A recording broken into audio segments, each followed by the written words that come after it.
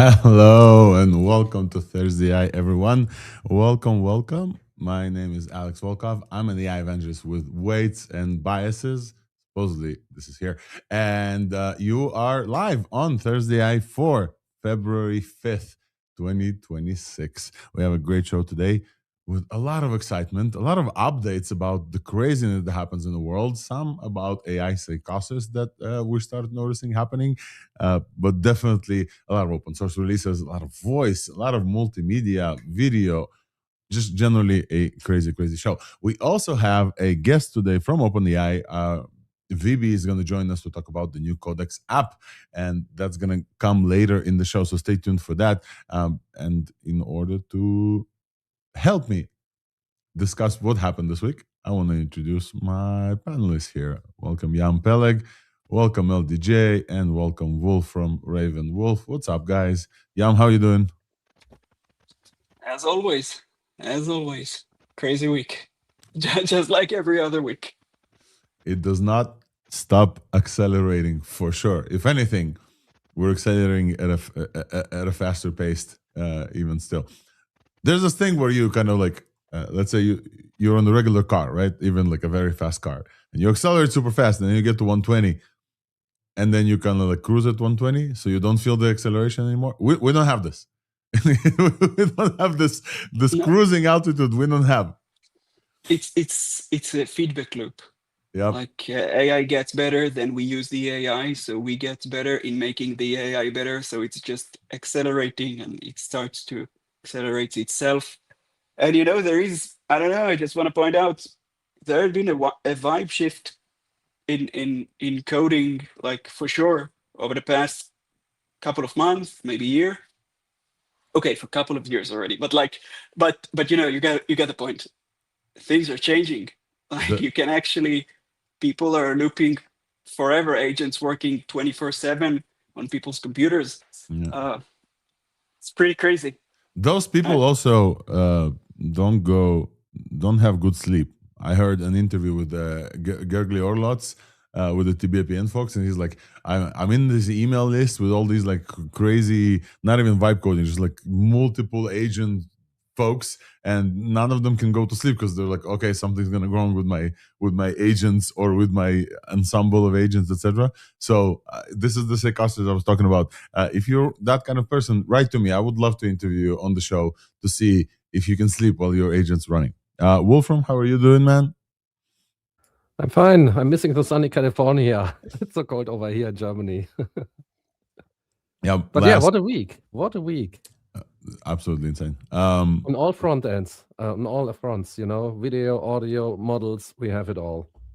Yes, this is going to be a full show, folks. We try to do a well roundup of kind of the news that you need to know and the most important releases of AI this week. We're probably going to have a breaking news this week as well, or on the show today as well. But basically, this new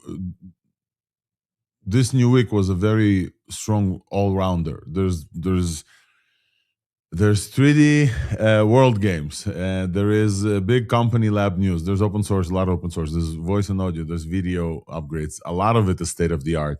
I don't remember a week like this for at least a few weeks. We don't have a deep dive today, but we do have an interview with VB from OpenAI to talk to us about Codex. So definitely tune in for that. If you are tuning in on X or on YouTube, please give us a like, subscribe, and a follow. Some folks are saying that we have vertical and horizontal on YouTube. Yeah, we have both. So you can choose which one. I think it's choosing based on your device. So welcome everybody who's already tuned in. I see a bunch of folks like this in the audience. Feel free to comment throughout the show, as well as repost, but mostly comment and tell us what's going on. Oftentimes, we're so busy with telling you what happened last week, we don't have time to go next and see breaking news. So oftentimes, the folks who are giving us breaking news are in the comments. LDJ, how are you doing? What's up? Welcome. I'm doing pretty good. There's a lot of exciting things. Do we want to get into our favorite things of the past week? Yeah, let's do it. Yeah, so I'd have to pick, I think, the new Qwen 3 coder next. It's only 3 billion parameters active, 80 billion total, and it's seeming like maybe kind of the best all around, like mid-range local coding model that you could use with Claudebot, or sorry, now Multibot and now OpenClaw, but yeah. Yep, you can use this completely local with any agent that you want, Pi, etc. But yeah, OpenClaw. We are going to welcome Ryan Carson, while Wolfram is going to tell us his favorite thing from this week. What's up, everybody? What's up, Ryan? Hi, Ryan. So basically, what the video stuff was very interesting, but I want to pick something open source. So I'm picking AceStep 1.5, the AI music generator, which can generate music within seconds, and you basically can create your own Spotify that way, customized to yourself on your own system, in a loop, running music all the time. I like that. I love that. I installed it last night to prepare for the show, and I wish I had more time to generate actually tracks for the show, because before we started the show, I just choose the tracks that we have this on the streaming platform, and then YouTube strikes me down because they're not mine. So I just really, it's time to generate everything of our own completely. Folks, this is Suno at home. The AceStep 1.5 generates full tracks of music within 5 minutes. This is crazy. It looks like we have a full panel here. Nistan looks like he's 15 again. I don't know what's going on over there. What happened, Nistan? Yeah. Who are you? What the? He de-aged himself. I went for a haircut in the hood, basically, and they just made me one of them. Yes. All right. While you're on the spot, teenager, tell us your favorite AI news from this week. Nistan, that'd be you. You're the teenager. Just fixing some microphone issues. We can hear you fine. Yeah. Oh, okay. Honestly, it was. It's definitely the Qwen next architecture with only 3B active parameters, and that right now is the fastest Ralph you could possibly have with the smallest amount of active parameters, and you can run that on consumer hardware. I mean, you'd need a few 3090s or a Mac Ultra, but this Qwen next architecture, 80B full model, 3B active parameter. Also, for people that are really used to the Qwen style of things, that's definitely my favorite now. And I have quite a few friends just trying to set up agents and orchestration and stuff with it, because it is good enough to fire up the actions. So that's my favorite one. So two of you chose Quen Coder next, and I would love to give it over to Yam. What is the highlight of this week for you? Anthropic trolls OpenAI in an ad saying that ads are coming to AI, but not to Claude. And we got a response from CEO of OpenAI that we're gonna get to throughout the show, I suppose. Yam. Yeah. Folks, just let me just add this about Yam. I'm over here trying to bring you news. Yam is like the culture reporter, the vibes culture reporter of the AI world. There's a lot of stuff that's did not happen in terms of releases, but yeah, definitely there was a lot of stuff with OpenAI and Anthropic, and this is fight night for AI nerds. Yam will bring you all of that and more. So yeah, definitely looking forward to some coverage about this. I think One more thing. OpenClaw explodes. Let's just put this 100,000, 160,000, something like that. Yep. GitHub stars in couple of weeks. Let's just acknowledge that we're a weekly show, and at the time of the last recording, we talked about ClaudeBot dying and turning into MoltBot. And as I was finishing up the notes for the last show in the newsletter, there was another rebrand. So MoltBot that we told you about, if you're just listening to the show and you're in the cave somewhere and we are the only news that you ever consume, MoltBot is no more. It's now OpenClaw. And OpenClaw has been absolutely exploding, and we'll definitely talk about this. And some of us are claw-pilled for a while, and one of the members of this panel just became claw-pilled based on his timeline. So, Ryan Carson, what is your favorite thing from this week? I mean, we just can't stop talking about OpenClaw. Until you use it, it looks like a cute toy, and then you realize, oh my God, you can orchestrate this thing. And so the thing I want to talk about, we're starting to see orchestration pop on top of OpenClaw, because OpenClaw is great as a single agent, but what you really want to do is orchestrate, a whole team. And so there's a couple of these projects popping up. One is called Relay, which I just popped in the chat. It's an open source GitHub repo, and I'm starting to think about this, and it's just so good. I was messaging Scout, my OpenClaw, at 11 p.m. in bed. I'm like, what am I doing? I need to sleep and I can't sleep. It's amazing. That's that psychosis I keep talking about, dude. This is the psychosis. I feel it. I feel a vibe shift, complete vibe shift between many, many people who are managing either one or a fleet of AI agents that can do some shit. And so we're definitely going to talk about this. We should also absolutely mention, because when we hype something up, maybe folks install and they forget about it. If you have one of these agents, you should absolutely know what is the scope of what it can do on your laptop, and what is the scope of the prompt injection and malware attacks everywhere else. So Cloud Hub, where it installs the skills, the top skill for Twitter was absolutely malware. If you install a skill, it's a markdown file. We talked to you about skills with Eleanor Berger. It's a markdown file that also comes with scripts. So if you have a bot that has full access to your system, you should not install skills or let it go to different websites. Skills are absolutely the attack vector, y'all. You should not be installing any skills unless you know what they do and how they work and what's going on. I don't use Cloud Hub, none of that.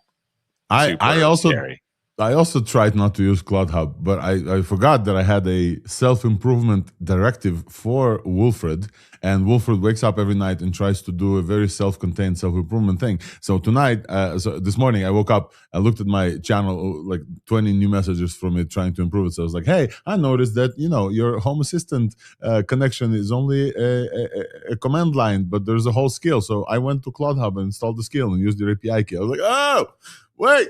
Stop. Where's the stop button? Where's the stop button? Again, a reason why I have a physical device, folks. I could just yank this or cut it. And this is why I will never run this thing in a VM connected to my stuff. But also, it can still work while I'm asleep. So danger is out there. Dragons be there, folks. Just be very, very careful with what you do. But I'm with Ryan. Unless you install one of those, it's very, very hard to see why folks are getting this like a super hard excitement. All right, There's also a big paradigm shift, because usually you just had data and you had executables. So you could say, if it's executable, I have to check it. I have a virus scanner doing it. And if it's just data, if it's a README, if it's a TXT file or an MD file, it can't do anything. But now for the agent, the TXT, the MD, they are all executable because they are prompts. So that is something to keep in mind. Even if it's just a text file, it can now really attack your system, take over. And if you have an agent that is deeply integrated in all of your stuff, the attack vectors are so much bigger. And that's why a lot of hackers are now going to go there. And think about this: when you download anything, doesn't matter if it's executable, for an agent, text is executable. Yep. So I even saw GitHub commits that people try to inject stuff into, like on major repositories of LLMs. Just people try to like create a PR that is real, and then in the middle have some commits that try to inject just because your bot might find it and so on. I just want to say, I think the vibe shift, it can be described like, before that, you asked the AI to do something, then it told you how to do it. You need to do this and you need to do that. And now you just say, hey, find yourself some API to this site, and like go register for me using my credit card, get us an API key, and like do, like, it's a different thing. You don't need to do it yourself. It doesn't tell you, like, it's a really different animal at this point, because it can really register for stuff for you. You don't even need to give it an API. It's a complete vibe shift over the past couple of weeks, and this is what people are excited about. If you're not sure, I will say, Yam, I think you're completely right. We had multiple conversations. Just came back from San Francisco. Last week's episode was San Francisco. We had a hackathon we're going to tell you all about. And so I had a chance to meet a bunch of friends in different leading AI companies. Many don't see the shift yet. And talking to some of them after like experiencing whatever you're just describing, the kind of the feeling that you have an agent that's outside of your scope of agency that does stuff for you, that instead of asking it and it telling you how to do stuff, it does stuff. We're going to talk about OpenAI's Codex. Some of it is there. Some of the automation stuff is there. Some of the power is there. Definitely more secure than whatever. I would love to ask folks in the comments. We have over 500 folks listening. I would love to ask folks in comments, give us a little claw icon or whatever if you're using one of the OpenClaw things, and if you have any kind of like issues with security, also tell us. I know definitely that prompt injection is a big thing. There was also an RCE that we should tell you about. There was a exploit that somebody built for OpenClaw based on how it's going to go that changes its config for you. And basically, all you need to do is visit the website without clicks, without approvals, without anything. So that's definitely, I think it was patched, but still a very, very like a scary thing that's happened. So this was a very cool tech that when nobody knew about this and nobody tried to exploit, this was like super cool. Now it's an actual danger. I will say we work at Weights and Biases CoreWeave. The CoreWeave security team reached out and said, hey, no open clause on any like legit company device. Nothing. You just cannot have this vector of attack. It's like too vast. So while it's fun and cool to have it on a dedicated machine, folks, be careful out there. Please be careful out there. All righty. So just one thing. All right, also note that this is not specific to OpenClaw, because if you use Claude Code and you go to a GitHub repository and you ingest the PRs and stuff, so the attack vectors are there as well. It's just usually not connected to as many externally or personal resources. So, but always make sure that you take control. Even a web search could inject something, so it affects all AI agents basically. The thing that I want to highlight as the big thing for me for this week, and I think we'll then dive into the TLDR. The big thing for me this week was because of this explosion of OpenClaw. Another thing started happening super quick, and this is the agents internet, or Clankernet, as I want to call this, Clankernet. A lot of websites starting to pop up specifically for agents. They all have pretty much the same UI. I think Moldbook, which is kind of like the Reddit for these agents that supposedly they write and open subreddits for themselves. Moldbook exploded to like 1 million registered agents, etc.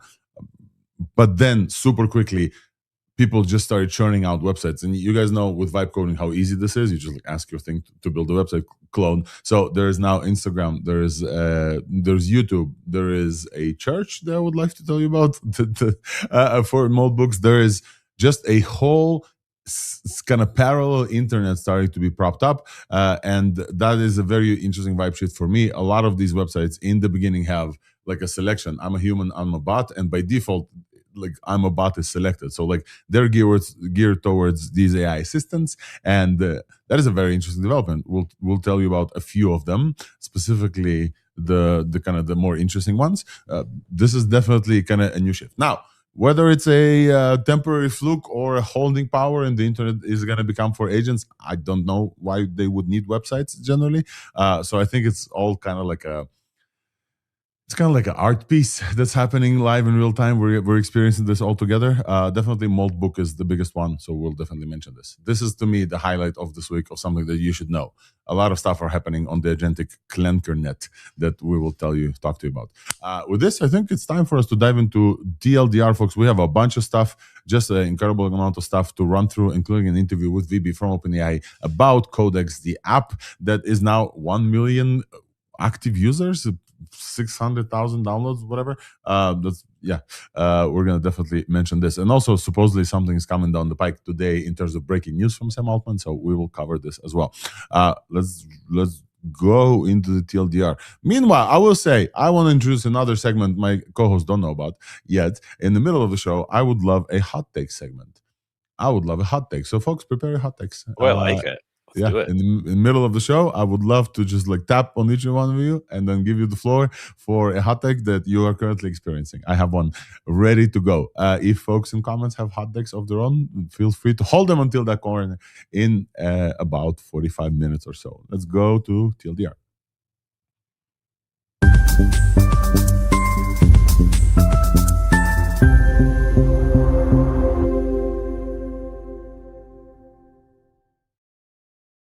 Alrighty, this is the TLDR. This is the corner on Thursday where we talk about everything that happened and everything we're going to mention during the show. So if you don't have that much time, you can just listen to the TLDR for a few minutes and then you will be up to date completely. Also note the TLDR is not complete because a lot of news are happening as we are doing the show as breaking news. So if you're listening to this and something else happened, make sure to listen to the rest of the show. But TLDR is here nonetheless, and we're going to start with open source. I'm going to zoom in. Before this, I'll just mention that on the show today we have Alex Volkov, your AI evangelist with weights and biases from Corby. What's up, folks? Nice to meet you. If this is your first time tuning in, thank you. We also have Jan Peleg, Wolf from Ravenwolf. Nistan Tahir is going to join us again. LDJ confirmed. LDJ and Ryan Carson are co-hosts and panelists for the show. Today's guest is going to be Reach VB from OpenAI talking about Codex. So we're gonna have a great conversation with them. Let's dive into open source LLMs. Wolfram, you want to take this TLDR super quick? Yeah, let me take it. So the open source world has received some new toys to play with, and actually useful toys. Wait, my keyboard is messed up here right now. Okay, so ZAI launched GLM OCR 0.9b parameter model, which is an OCR model basically. Has claimed already the #1 spot on the OmniDoc benchmark with a very high score and is outperforming even larger models like Gemini 3 Pro and GPT-5 variants. It excels at complex understanding of tasks, including formula recognition, table parsing, and information extraction. Especially tables can quickly confuse visual models, which I have noticed. So if it's better at that, that's a great advancement. It's built on GLMV encoder architecture, and is MIT licensed. Already available for VLLM, SGLang, and Ollama. So basically, in short, this one. Should I keep going with the other open source? Yeah, let's do Qwen Coder next, and then I'll move to the next ones. Okay, Qwen 3 Coder next. This is of particular interest, of course, to us who are running coding agents and agents in general. It is an ATB MOE with just 3 billion active parameters. It scores very highly on the 3 bench, and it's by Alibaba Qwen. What is special about this? Yeah, it's basically useful for coding and agentic tasks, and it's a direct competitor, I would say, to GLM 4.7, which is also a model you can run on your own hardware and very strong agentically. I think, yeah, it fits in the same spot. Yep. Look, everyone is using today agents for actually we're in the TLDR. TLDR, yeah, I Yeah, noticed. I let's noticed. stay in the TLDR. Let's stay in the TLDR. You're I right, noticed you're you're starting to heat up. We'll get there. All right, folks, I'm gonna move forward. Shanghai AI Lab releases Intern S1 Pro. Intern LM, like we've talked about Intern multiple times. This one is 1 trillion parameter. Oh, I'm not showing you anything, so I'm just talking. So well, I'm just gonna show you something. Intern LM is 1 trillion parameter open source MOE model with 512 experts. They claim state-of-the-art on scientific reasoning across chemistry, biology, materials, and more. So this is a very interesting one. Not for the everyday use, but definitely state-of-the-art on scientific reasoning. We want AIs to fix our health. So the more of this open source, the better. I absolutely shout out to Intern folks. And Step Fund releases Step 3.5 Flash. It's a sparse MOE with only 11 billion parameters. They claim frontier reasoning achievement at 100 to 350 tokens per second, and you can see the kind of the AI me scores on this one, and we're going to talk about Step Fund as well. So a bunch of open source releases in the LLM. There's a bunch of other ones in the kind of the audio space, so I'm going to just move on. I definitely would love to cover things that are happening in the internet with the agentic AI segment. Cloudbook absolutely exploded with over 1 million supposedly agents joining this. There's a thing called Mole Church, and there's just a bunch of others. I definitely would love to kind of have a conversation on this panel about the agentic internet, because I think it's a phenomenon that will skip many people because they're not part of whatever circles we are at. But I think it's very, very important. This feels like a big thing to discuss. And also, I want to mention what I mean by the AI psychosis. I definitely want to make sure that we're not, to an extent that we're not a party of delivering the psychosis waves down towards the internet, towards you. So definitely we need to make sure that this is something that I started noticing for many folks. We are having folks. We may have breaking news, by the way, but we're not speculating. So if breaking news are coming, breaking news will come. If there's no breaking news, we will not speculate and be wrong. We've seen this happen, I think, with V0 stuff that they had to delete a tweet. Let's move on to big news going forward. OpenAI launched actually two things. The biggest one, this Codex app. This is a standalone macOS app. I think Linux as well, but I think macOS app, dedicated command center for managing multiple AI coding agents in parallel with the GPT 5.2 Codex Max extra high. The naming is ridiculous, but basically you can now you don't have to have a terminal. You can just go in there and ask for stuff and it will do it, and it's great. And again, we have an interview about Codex with VB from OpenAI very soon. OpenAI also launched Frontier, which is a agentic marketplace. I don't have this here on the notes, but agentic marketplace for enterprise agents to work and collaborate together in a safe way. So AI agentic workflow is coming to everyone. In this week's Buzz, where we keep you up to date about everything weights and biases and CoreWeave, here is me, here's Wolf, and here's a bunch of other winners of the hackathon that we managed in San Francisco. Over 180 folks came out, including listeners of the show. So shout out to everybody who listened to the show and also came out to the hackathon. It was a great vibe. We're going to tell you a little bit about this and the projects that won. The little guy that's holding a big check is 15 years old and he won, and this is his third Weave Hacks, and I'm very, very proud of Savir and his teammates. In Vision and Video is absolutely on fire because Grok Imagine, we told you about Grok Imagine last week. Grok Imagine last week came out in the API, so you can, for the first time, could actually use the whatever multimedia stuff from XAI. Grok Imagine now is also in the in the official 1.0 release, 10-second generation 720p videos and native audio and talks, and basically it's now taking #1 spots across Design Arena and LM Arena, or aka just Arena. We also had Kling. If you guys remember Kling, the video model, I think it's the absolute state-of-the-art right now across everything, though not measured, launches all-in-one AI video creation, native multimodal generation, multi-shot sequences, and built-in audio. So most of the video models now have built-in audio, and that's just like fire. Some of the Kling generations still look AI. Some of them look just absolutely bonkers. We'll show you some of them and play some clips because just you have to see it to believe it. Voice and audio is a big category here. Anybody keen on like covering the voice and audio releases super quick? If not, I can just run through them. I can run from OpenBNB releases mini CPM. We talked to you about Omni models before. Omni models are kind of like models that can listen and get text and images in the input, and then also talk and maybe also output text.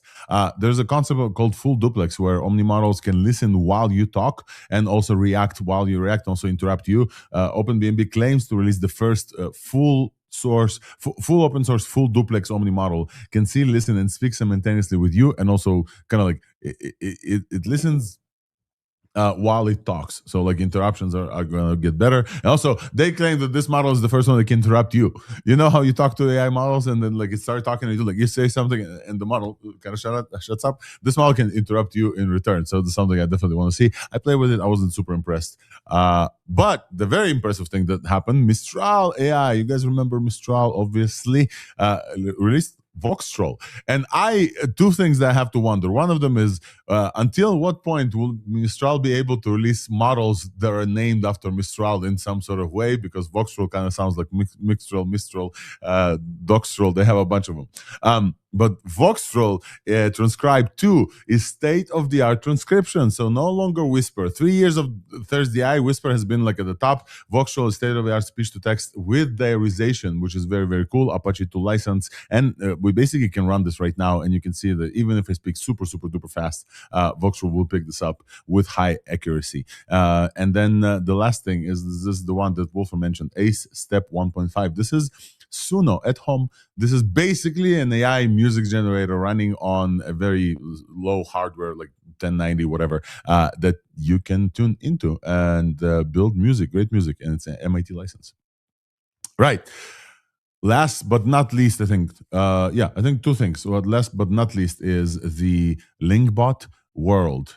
This is if we showed you Genie 3 yesterday in the middle of the show, this was breaking news. We had some footage and we played around with Genie 3, the world generator. Apparently, there is, I haven't been able to play with this, but supposedly there's a 10-minute model from Lingbot that kind of looks like, built on Alibaba One and Lingbot World playable interactive environments for up to 10 minutes. Folks, I was not able to confirm this. I was not able to find one place that serves this model. I was not able to find anything beyond videos, but the same thing happened with Genie 3. We only saw videos. So I don't know, but it looks absolutely dope. And if we have 10 minutes, then you feel the acceleration curve jumping even more. All right, this has been the TLDR, and I'm speeding up because it's already 9 a.m. Pacific, and we need to start talking about open source because we have a big show. So yeah, we're gonna do open source, and let's get it going.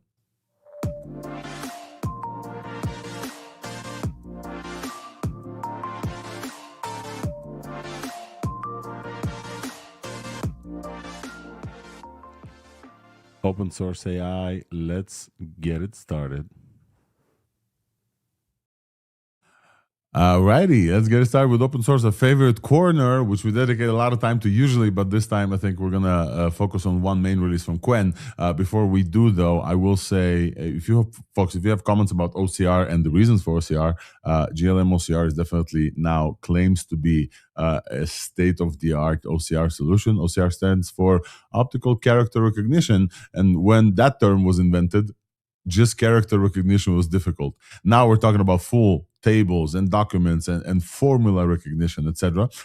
Recently, we had DeepSeek release an OCR and an update OCR. So DeepSeek definitely stepped into this. The reason why most of these companies are releasing these specific types of models is because they all want to build synthetic data sets and actual data sets. And what way to build those data sets is from reading like a bunch of books and text and papers, etc. So GLM from ZAI released GLM OCR. Some folks in the comments told us they're very bullish on the ZAI upcoming IPO, etc. So it looks like this company is releasing a bunch of stuff. Obviously, GLM 4.7 is still an incredible model for coding. So ZAI is not stopping. So shout out to them. It's supposedly much faster than Paddle OCR and with only 0.9 billion parameters, 900 million. We don't usually talk in millions of parameters. Anything notable about this release, folks, before we move on? Well, it has an open source license, which is great because we had featured a couple of weeks back another OCR model which was not available in Europe. So this is great. Every time an open source license is mentioned on the show, we're gonna do the applause because we are big proponents of open source here, and we love talking about open source. This is why this is the first corner. If you need any type of digitizing of books, etc., now you have a new competitor. So this is GLM OCR. Let's talk about some facts on it. Benchmarks: 1.8 pages per second to PDF documents and 0.67 images per second for images, with great reports for speed. So if you need this is for you. We're also going to mention Intern S1 Pro. It's a 1 trillion parameter for scientific reasoning among chemistry, biology, materials, and earth sciences. The person on the panel that we need to help us cover this instance stepped out for a little bit, but this is a comparison chart from Intern S1 to Quen and Kimi, and you can see absolute mogging on the scientific benchmark, right? So the left column here is all for Intern S1 Pro, and you can see them comparing, to other open source models, even GPT 5.2 and Gemini Pro, and you can see the huge gap here for something like scientific reasoning, 55.5% to Intern S1 Pro, whereas even Gemini 3 Pro gets like 14 points. I'm not familiar with this benchmark, but I'm just seeing the absolute crazy jumps from this model. Small molecule reasoning evaluation, they get like 74, whereas other models get maybe like 60. So definitely a huge jump when a model is fine-tuned for this specific thing, whereas general models can generally do things. I kind of like specific models. I like fine-tune specific models for use cases. Folks, any comments? Yam, who is running this? Shanghai AI Lab. No. I'm saying who is running this? I get who made this, but yeah. I mean, that's 1 trillion parameters for scientific reasoning, and I mean, you got to ask, what did they train this for? That's not a small investment of money. Yeah. And who is running this? What are they doing with this? And it's pretty crazy to see that the other frontier models are not that good on these benchmarks. It really it really paints this model built different, No. Because it's not just a little bit better than frontier on sciences.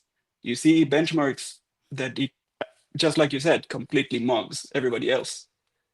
So who's running this? It's 1 trillion parameters. That's expensive to run. What can you do with this? I like how open questions. We go into the Hugging Face, and the kind of the main image there is AGI for science. This is what Intern LM is building.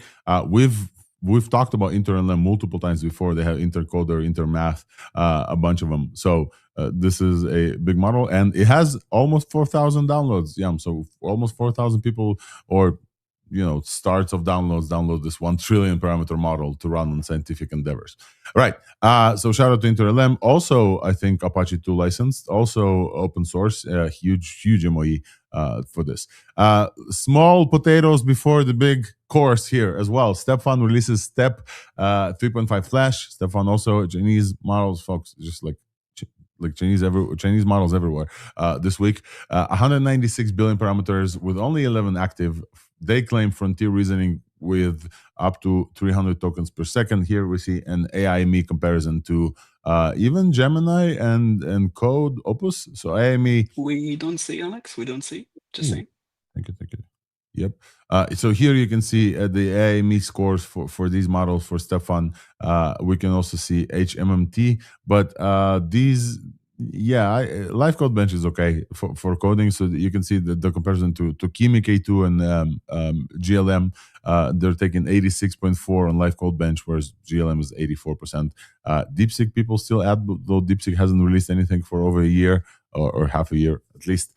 Terminal Bench 50%, not too bad. Very, very close to kind of Frontier Labs, and definitely looks like beating everything open source. And it's a very small model. And Sweetbench Verified at 74, which is very impressive. They didn't add Quen here, so the meme was like, "Where's Quen? Where's Quen?" The meme is still alive. Stepfan is 196 parameters. Sweetbench Verified is very high. I think this is the highlight. Terminal Bench is very high as well. And then it runs on Mac Studio, and you can completely run this model. And I think they're boasting the speed with 350 tokens per second with a free usage tier on their API level. So if you are into testing another model, Stefan is for you. And I think many of these models can be like Ralph, like Nissan said. Now, having covered all of this, let's talk about QuenCoder next. And I think this is not the right graphic, so we're going to move on from this graphic. I think we picked up the previous one. Folks, you are super excited with this model. So let's first announce what this is, the parameters, and let's talk about why it's so exciting. Yeah. Quen, our friends from Quen, Alibaba Tongi Lab, released Quen 3 Coder Next. It's an 80 billion MOE coding agent with only 3 billion parameters active, getting like 250,000 tokens in the context window, up to 1 million with Yarn, and trained on 7.5 trillion tokens. Now, what's so special about this? It gets 70% on Sweetbench Verified and 44% Sweetbench Pro. The Quen folks are absolutely gunning with a specific coding model, and I think with some quantization, this can run on many MacBooks. Yeah, this is this kind of excitement. Talk to me why this is exciting, folks. Bro, I maxed out 3 and Claude Max subs this week alone, orchestrating agents. So if you give me a good orchestrator agent that can do general computer use, just picking up tools, not something overly complex like Opus developed code, but even just picking up the right tool, orchestrating stuff and calling stronger agents, but unlimited locally. Oh man, I'm taking this one seriously. Yep. So I think that's everyone is open clawing now. That's pretty much the prime use case. Like, if you want an example, what you can do with this is this exactly, like open claw on general computer use with a local model. Jan, what kind of specs do you need then on the machine that's running OpenClaw to run the model? I think the maxed out Mac Minis are really, really good. For I don't know how many tokens per second you're gonna get, and if you can, and what quantization you can. But I just heard that people are using the high tier Mac Minis for those type of things, and they're pretty happy with, and they're not that expensive for what you get. So that makes sense. And everybody is buying Mac Minis now for OpenClaw anyway. So yeah, but everybody's buying the base version Mac Mini with 16 gigabytes RAM. This likely will not run 16 because it's a 80 gigabyte MOE. Although they do have this hybrid attention thing. So this is kind of the thing that I wanted to talk about a little bit. This is the Quen's like next architecture. They call it next architecture. Novel architecture with hybrid attention and MOE. Quen Concorder agentically trained at scale large executable tasks, environment interaction, and reinforcement learning. And it achieves some very, very decent scores. So we can take a look at coding agent benchmarks. Sweetbench Verified, this model is a significantly smaller model than GLM 4.7 or Kimi K 2.5, and it gets 70% on Sweetbench Verified. But it's comparatively very, very small model. This 64 gigabyte for at least a Q5, Q6 is what we're getting in the comments from Milos. So you can run this on a M4 MacBook with 64 gigabytes, and you can get a decent decent performance. Swibench multilingual is also a very high score for this model. A very interesting flip, if you guys can see on the screen. So Swibench verified is mostly Python tasks for Django, and it's very interesting that other models are beating this one.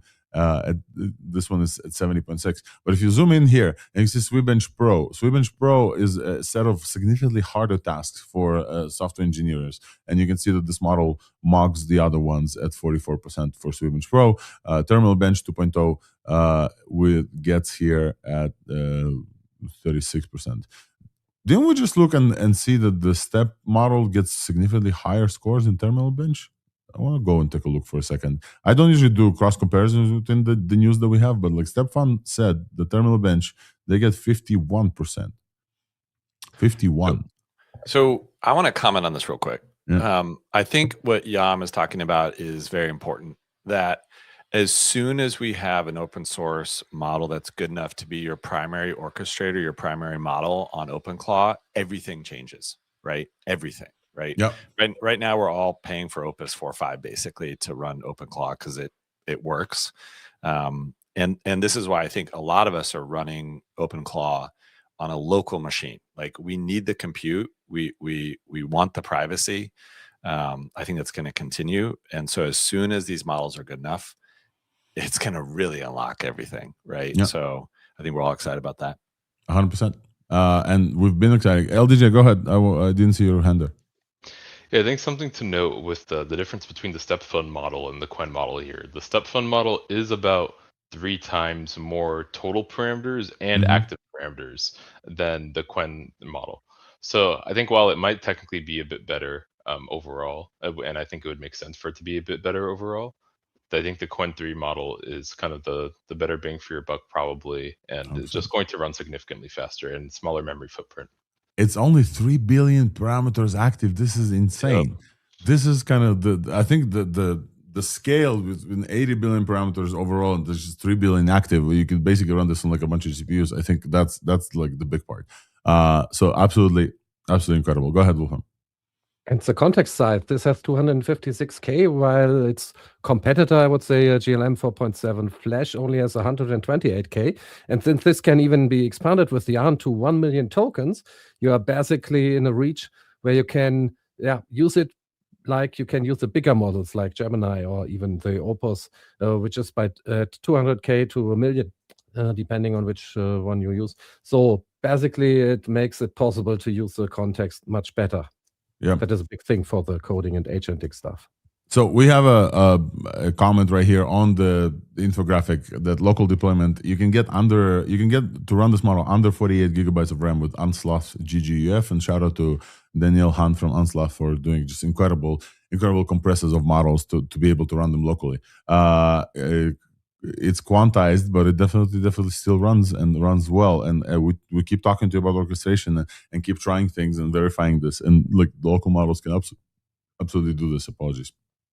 What else do we have to say here? Use a scalable agent RL system running 20,000 independent environments in parallel on Alibaba cloud infrastructure.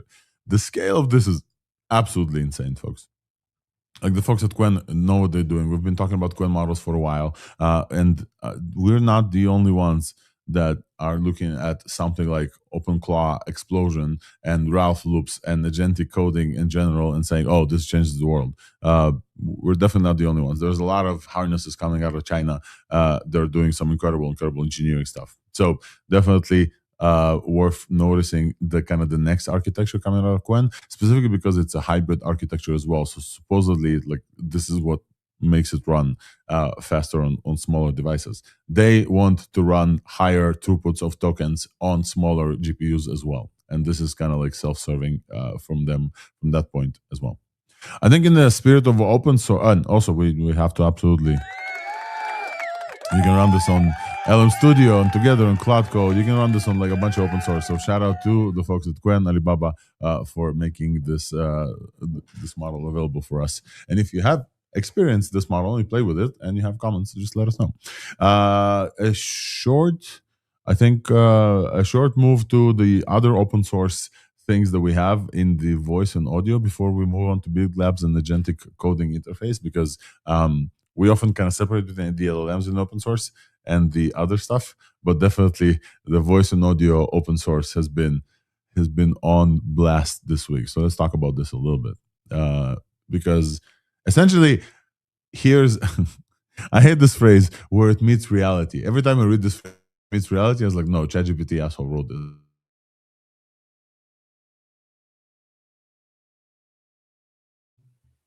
We're losing Alex. Oh, Alex, come Alex. back. Yep, I can't hear him either. Can't see him either. What is Wolfred doing with his connection? Yeah. I was sure it's just me and my network.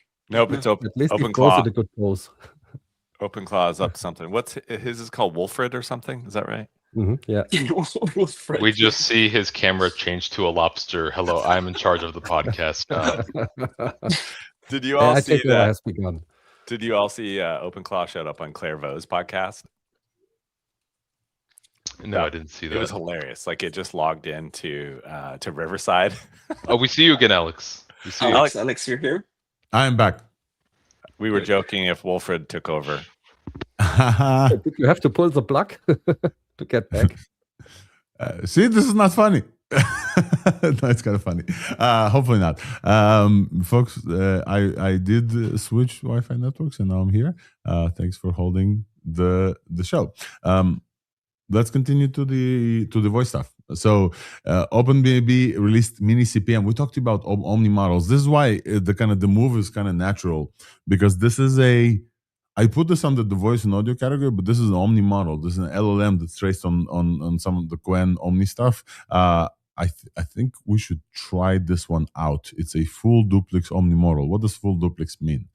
Full duplex means that this model can listen basically while it talks, right? So like if anything happens behind the scenes, it can watch a live video and ingest an input of text and audio and images as well, and it's very conversational to a sense. So as you know, and as we talked about, like voice agents, the more we run them, the more kind of people want to talk to them. They usually have the same setup. Usually there's a TTS at the start that listens to you, transforms whatever you say into text. Then there's an LLM in the middle that you can switch the brains and it becomes better. And then there is a speech to text, text to speech model on the other side, right? So like basically you turn text into I'll start again. You turn speech into text, you send this text into an LLM, and then this LLM generates voice based on some model or another. There's a bunch of developments in speeding up this whole process. Omni models basically do all of this within the same model, which makes it sometimes significantly faster, not necessarily better, because the LLM underneath is not like the best LLM. You won't be able to use Opus, for example. So this model is a very, very like high performant LLM on its own, right? So we can see examples. It's just 9 billion parameters, but it gets like OmniDoc OCR performance because it needs to detect video. 10 frames per second video ingestion, gets images with 1.8 million pixels. So very, very, very cool model. And so it can see and listen and speak simultaneously. So like ingest new videos while it still speaks with no external VAD needed. So let's I want to test this guy. You guys want to take a look super quick? Let's see if we can get an example. So I did test this before. I was not super impressed, but maybe together we can be impressed. Let me see if you can do it. And obviously this model runs locally, so you can run this model. It's only like 9 billion parameters or so. Streaming demo. All right. In order to do streaming demo, I need to give me 1 second with sound. Yeah. All right. So now we're seeing kind of blank screen. I think it's English. Let me switch to English. Real-time video call in duplex mode. Yeah. So we're gonna hit start chat. I'm gonna show it something. It's probably gonna open a different camera for me. It's a little bit blurry, but hey, this is fine. Hey, what can you tell me about what I'm holding right now? Oh, you are holding a can of Waterloo Blackberry. Yeah, I didn't really interrupt you, but keep going. Okay. I think there's some feedback happening, and so it interrupts itself. But definitely didn't Yeah, happen maybe. when I did this. Maybe I'll just mute when it speaks. Yeah. Let's try again. Hey, tell me what I'm holding right now. What is on this can? Waterloos. No, it looks like there's some feedback. But basically, you guys can see that it detects um, it detects videos super quick, but it also responds and like it waits for interruption. The duplex mode should be able to kind of continue talking while I speak, but I think that it tries to like be very nice and not speak when I speak. Is that true? Yeah, I've noticed similar issues actually with I remember the Moshi model No. and similar models that are, especially when they're smaller, and I guess they have to make some trade-offs or biases of it's going to have some inaccuracies. So should you maybe just leave the inaccuracies as it originally is, or bias it more towards being more careful and being more conservative about pausing, or should it just like only pause very rarely? And maybe this is one of those trade-offs they decided to make when they're doing that post-training. Yeah, 100%. I played with it a little bit and I asked it a few questions. I can't say that I'm like absolutely blown away. I think we've gotten to a point where the standard kind of 3-prong approach with, the way that I described it before kind of works for most people. But that approach does not necessarily work with video, right? So like it's very difficult to build agents that can see in real time while they speak and ingest whatever's happening on the screen super quick, and you can say and now what happens now. So this model definitely does this. I think the some just like technical setup prevents it from responding to us. It's just because of the feedback loop that we have here. Kind of it probably hears itself to itself. Yeah, I had Wolf, the I mean, same issues when I tried it. But what surprised me is that it greeted me in German. I don't know why it did that. I didn't start speaking in German to it, but it talked German at first. So maybe they checked my location or whatever. It was very funny because it has this Japanese accent that you also notice in English, but in Germany it was even heavier. And yeah, let's see how it really does when we use it for something. But I'm not too impressed right now either. yeah, I wasn't blown away. I wasn't definitely blown away. Let's try this maybe one more time and then see. Let's give this one more try, and then we'll move on to the music stuff because there's a lot to talk about still. And we're loading.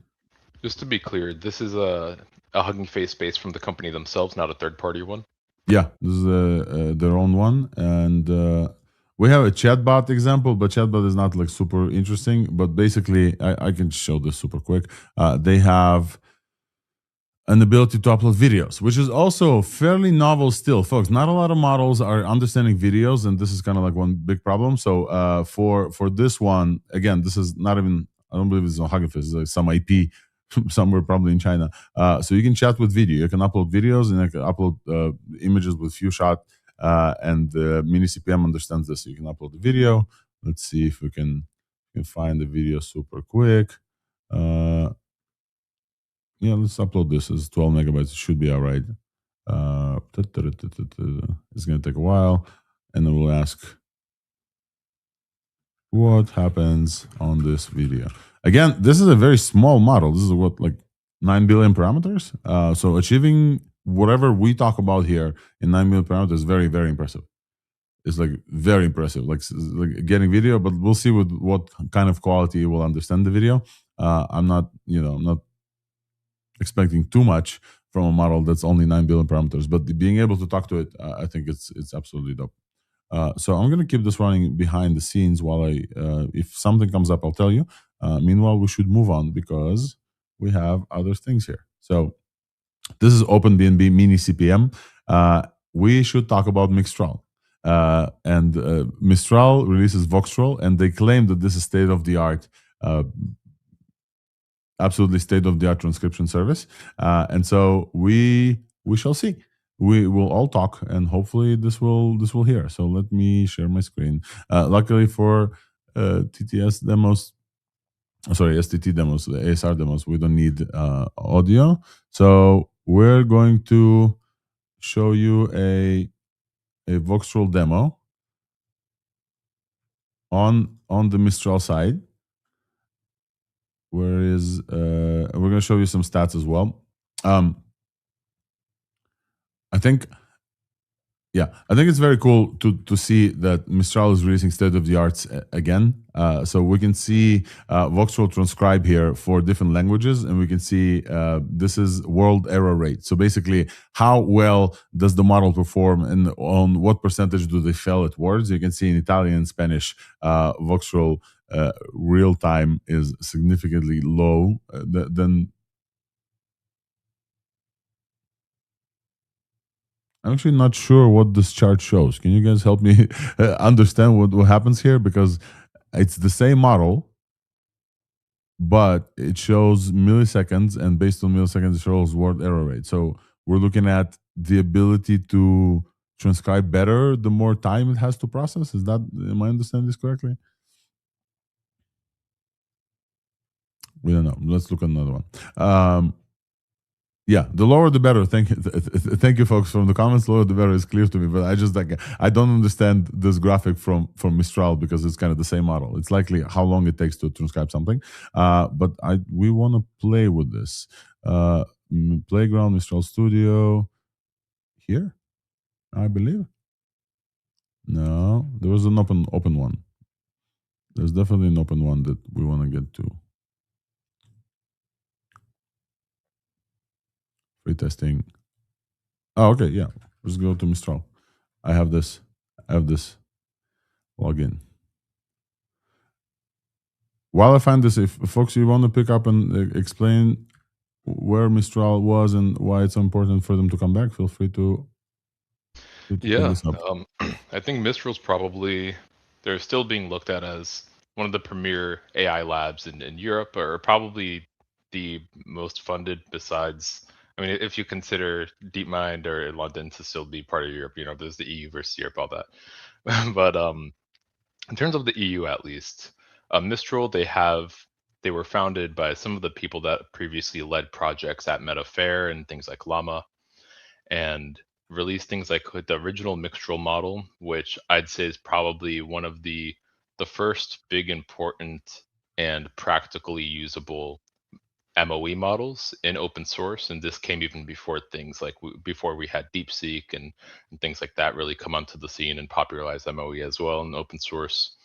So I do hope they end up having kind of more of a prowess in their open source releases here, because a lot of spotlight has been taken by companies like Kimi and a lot of the Chinese labs since then.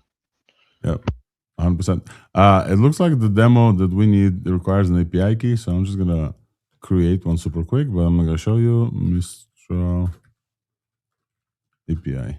I'm gonna copy this behind the scenes so you guys don't see. Paste this guy here, and it should be listening to audio. And let's go. So technically, if I talk very fast, and my name is Alex, and I work at Weights and Biases, supposedly, it's very hard for transcription models to pick up. But it looks like no matter how fast I speak, this model picks up beautifully. So this is Mistral's Voxtrol, and it's really hard to capture these words, but it's doing a very, very good job. You guys want to go? Who wants to try? That Well, thing is you're- impressive. In That German. thing is impressive. Does it hear me? May not be able to hear you guys Oh. through the microphone because it picks up the microphone and not the loop back. We can. I think I have. That's also a great thing about Mistral, because they are EU based, so they have a lot of languages to cover. And when they do something, they usually do it for a lot of languages, not just English or Chinese. So that's also a big advantage when they release something. Yeah. So yeah, it doesn't look like it can hear you, so you aren't able to try. But again, I'm gonna speak super quick. Let me reset this because I think we timed out. Clear history, and yeah. So the benefit of using something like Mistral on top of other models is because Mistral has known to be running super fast on devices, and it's a European model, so they trained the model super quick to support many European languages as well. So this model supposedly is multilingual, так что я могу начинать говорить на русском. Может быть, это тоже сработает? we got a translation. All right, folks. So I That was started cool. speaking. Wait. That's live translation. That as was well. live translation. Okay, so let's see how this is gonna work. I'm gonna clear this.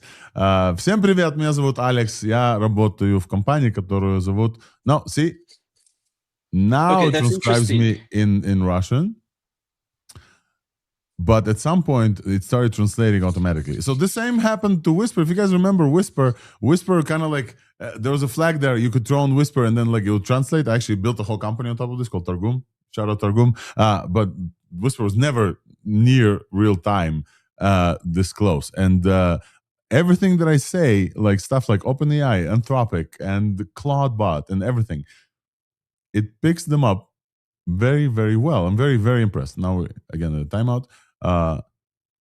This connects to exactly what we saw before. That's the different approach. This is why these models exist, like for fast transcription, for near real time, so you can simulate end-to-end conversation with voice, with all vibe codings and so on.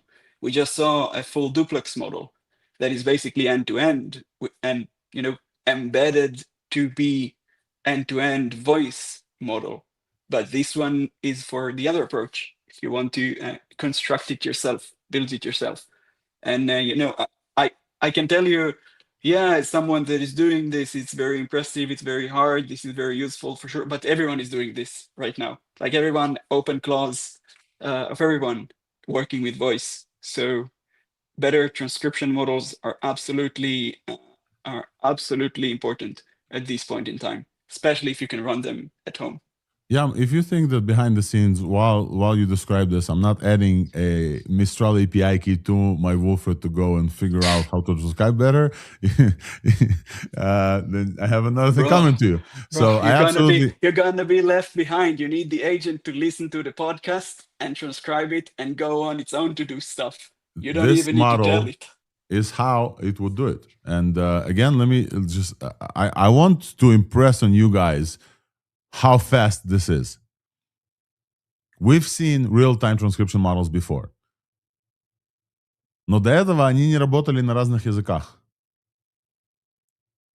I really wanted to translate. Folks, I don't know how to force this into translation, but I really wanted to translate so I can speak Russian and you guys will understand. And I don't know quite how this happens. It's probably in the model parameters. It's probably like accepting everything.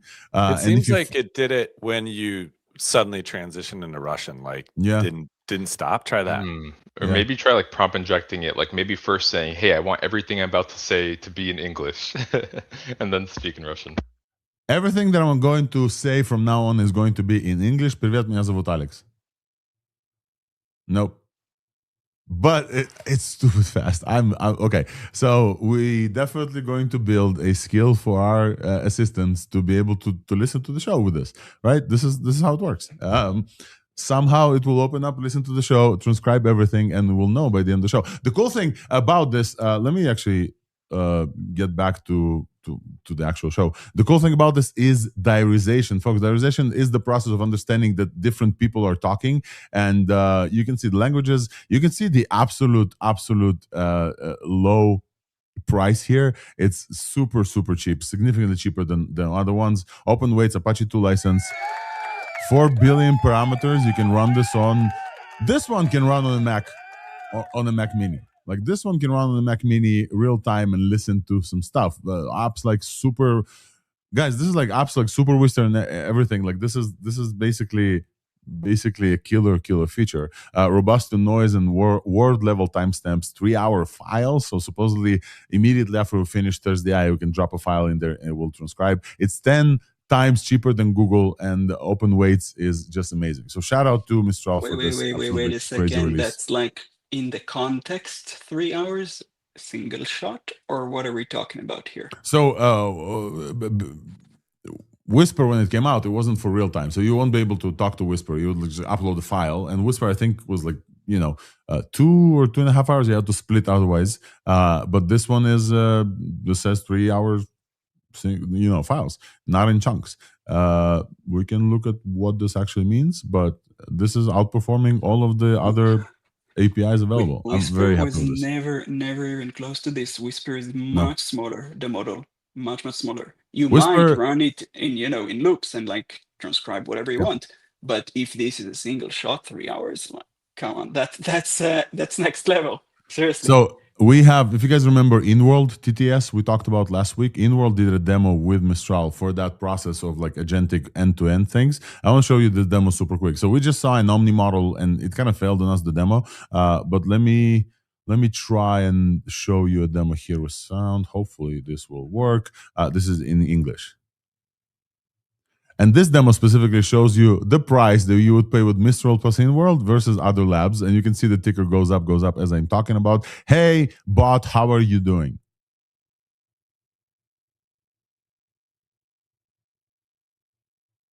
I can't hear anything. You guys can hear anything? Nope. The bot does not want to answer to us. Let's try something else.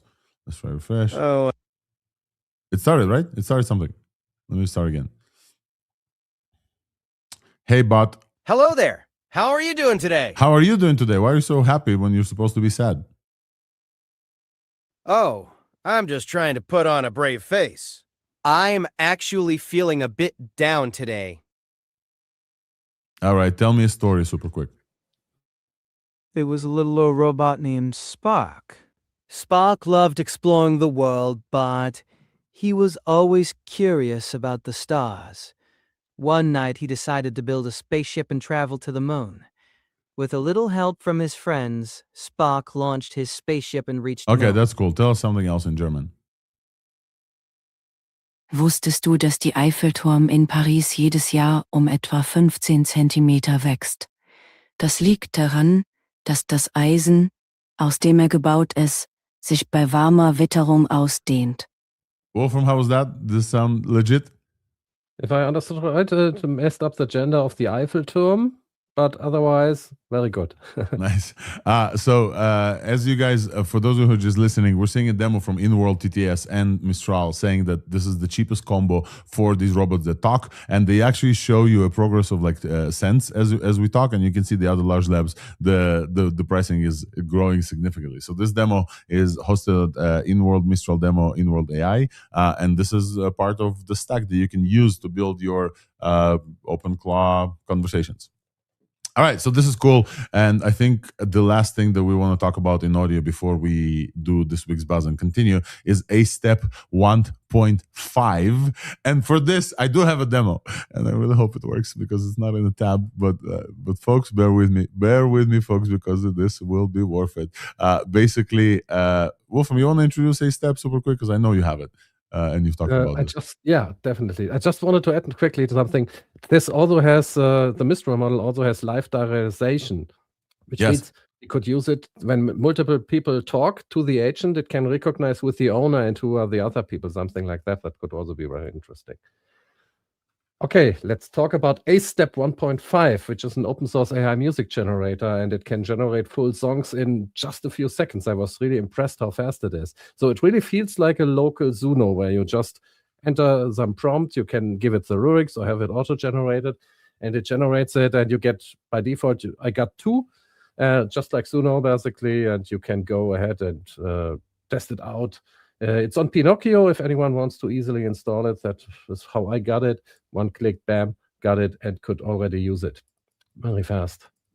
Pinocchio computer is also how I use this, folks. Sometimes you install these models, but if you're running local models, this app called Pinocchio, we talked to you about from Cocktail Peanut multiple times, is tracking the coolest open source models that you can run, not necessarily for LLMs, but definitely the video ones, etc. And this one is running on my Mac right now.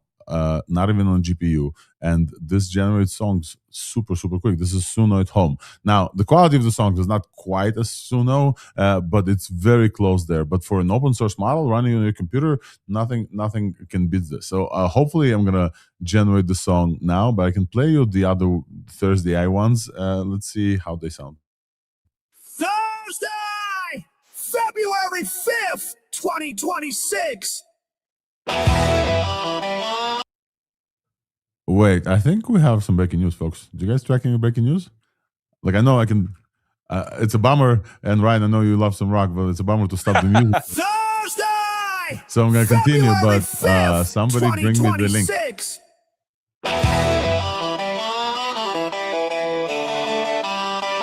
2026.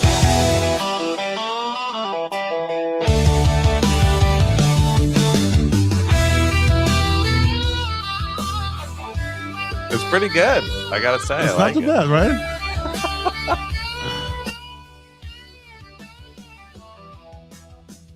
For an open source model that was created for what 2 minutes on my MacBook, I think this is incredible.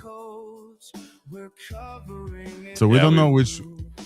We've become so desensitized to how amazing this stuff is. This is just like music of created on your thing, and I No, want to yeah, shout it out can do it.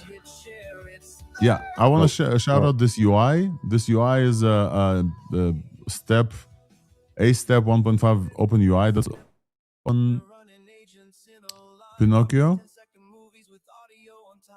And I think generating with full MacBook while streaming to you maybe is not the best idea. So we're gonna keep this running. But meanwhile, I think that we have breaking news, folks. Let me see if I'm correct. Oh, Yes, we folks. do. All right, let's go to. Absolutely.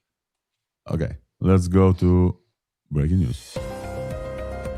AI breaking news coming at you only on Thursday AI.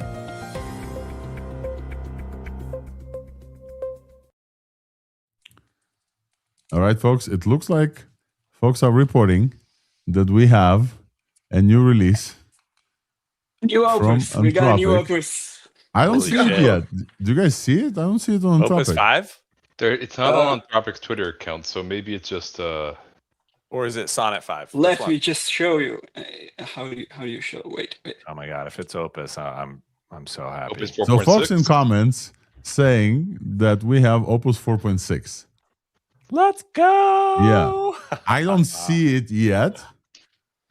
Oh, let's go, Yam. Zoom in, please. Dream bigger, do more. Opus 4.6. That's not.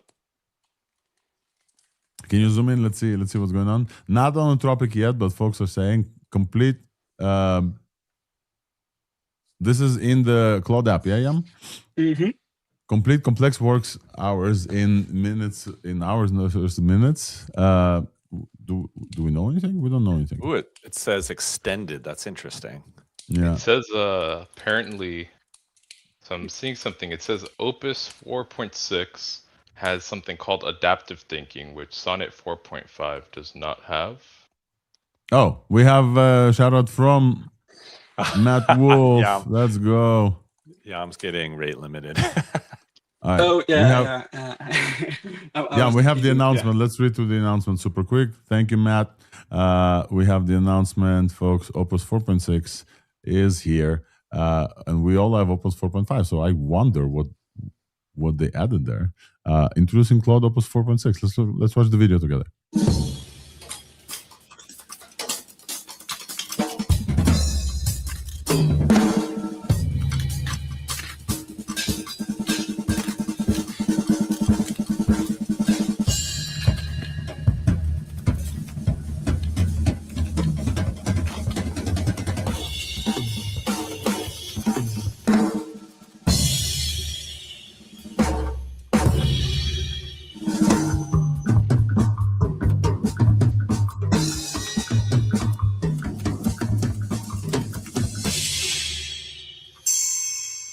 Okay, how do I switch my OpenCloud to be on Opus 4.6 is the question.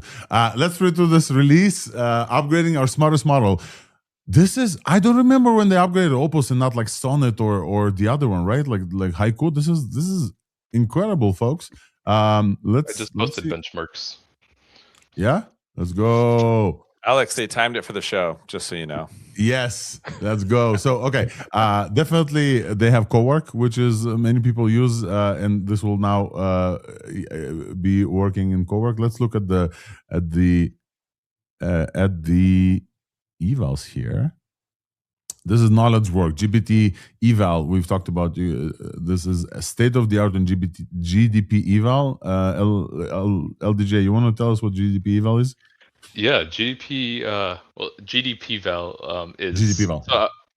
I think AA is the artificial analysis version. I think, but GDP val itself is. I think it's actually a benchmark developed by OpenAI. maybe OpenAI in collaboration with some other researchers. But the purpose is to try and measure the ability for AI models to do actually more economically valuable work and more tasks. It's still kind of more short time horizon biased compared to something like a remote labor index that Scale AI has developed. But it has a lot of things like kind of gig work and consulting and kind of shorter term contracting work that is actually economically valuable and in demand. So really impressive to see here, because GPT 5.2 was previously beating Opus 4.5 slightly in this. And now Opus 4.6 is a significant jump above that. Yep. Agentic search, we have browser comp. Opus 4.6 is absolutely mugging everybody else at agentic search for browse comp. Coding, terminal bench 65, which I believe is very close to state of the art, if not state of the art at this point. And reasoning, humanity is last exam with tools or without tools. With tools, it gets 53 on multidisciplinary reasoning. This is How is it being very agentic? impressive. What are they calling agentic search? I think it's just what that is. a browse comp. We can look at browse comp. High score in the industry of a deep multi-step agentic search. I think it uses multiple tools and kind of like deep research. I'm not familiar with browse comp, but we should definitely be familiar. In Cloud Code, you can now assemble agent teams to work on tasks together. In the API, Cloud can use compaction to summarize its own context. I don't like compaction, but yeah. Introducing adaptive thinking, where the model can pick up on contextual clues about how much to use its extended thinking. The new effort controls to give developers more control over intelligence, speed, and cost. Interesting, yeah. I also posted more benchmarks, like big columns and rows of benchmarks in the StreamYard chat. Yeah. Let me take a look here. Thank you, LDJ. Let's see if we can switch this. All right. Big column. We're looking at a table comparing Opus 4.6 to 4.5 to Sonnet 4.5, Gemini 3 Pro, and GPT 5.2, and they're putting all models. And it looks like 4.6 is nearly state of the art on multiple things. So terminal bench, state of the art. Agentic coding, 0.1% less than 4.5. It's interesting. So it keeps the same kind of capability when improving others. Computer use is significantly improved. Look at this. From 66 at Opus 4.5 to 72 at 4.6. Agentic tool use for T2 bench is also improved and also state of the art. It gets 99%, almost entirely finishing this tool. Lower MCP tool use, MCP Atlas. So it was 62% for Opus 4.5. They are moving away from MCPs. It seems. You think moving towards writing code? I think Skills. I think it's moving towards skills.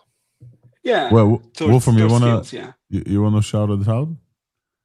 The Yeah, I'm really excited that this is also the first time that Opus is having 1 million context token limit.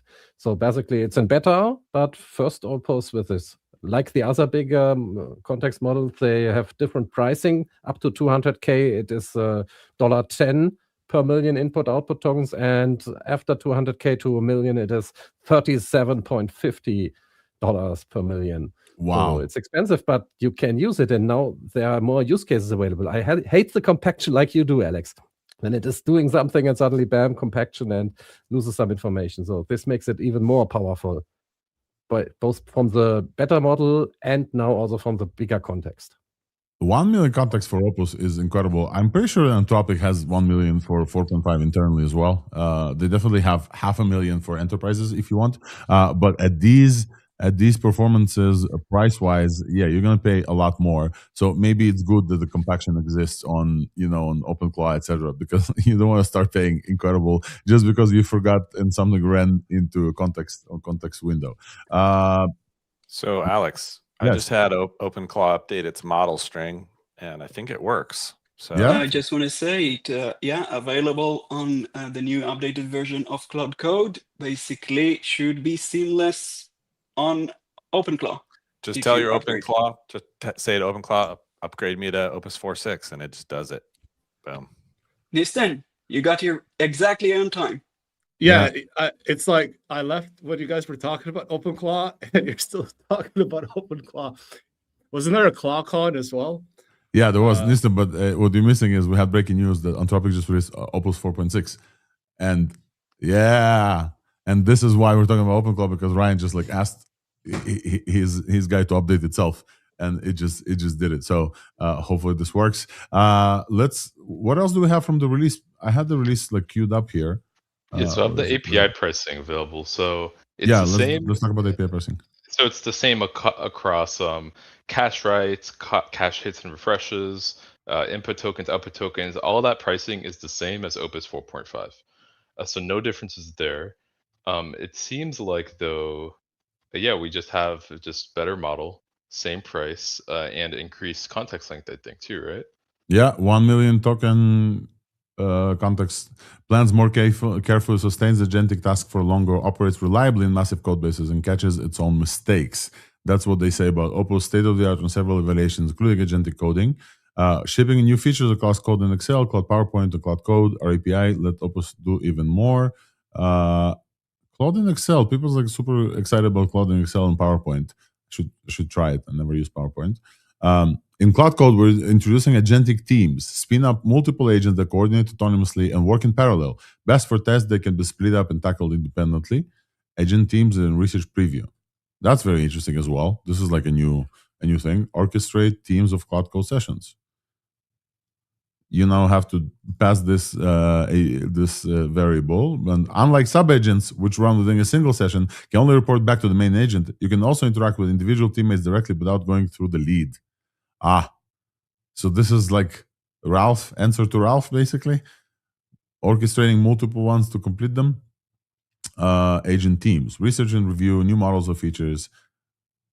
Very, very cool. Now people need to learn how to use subagents versus agent teams with its own context window, fully independent.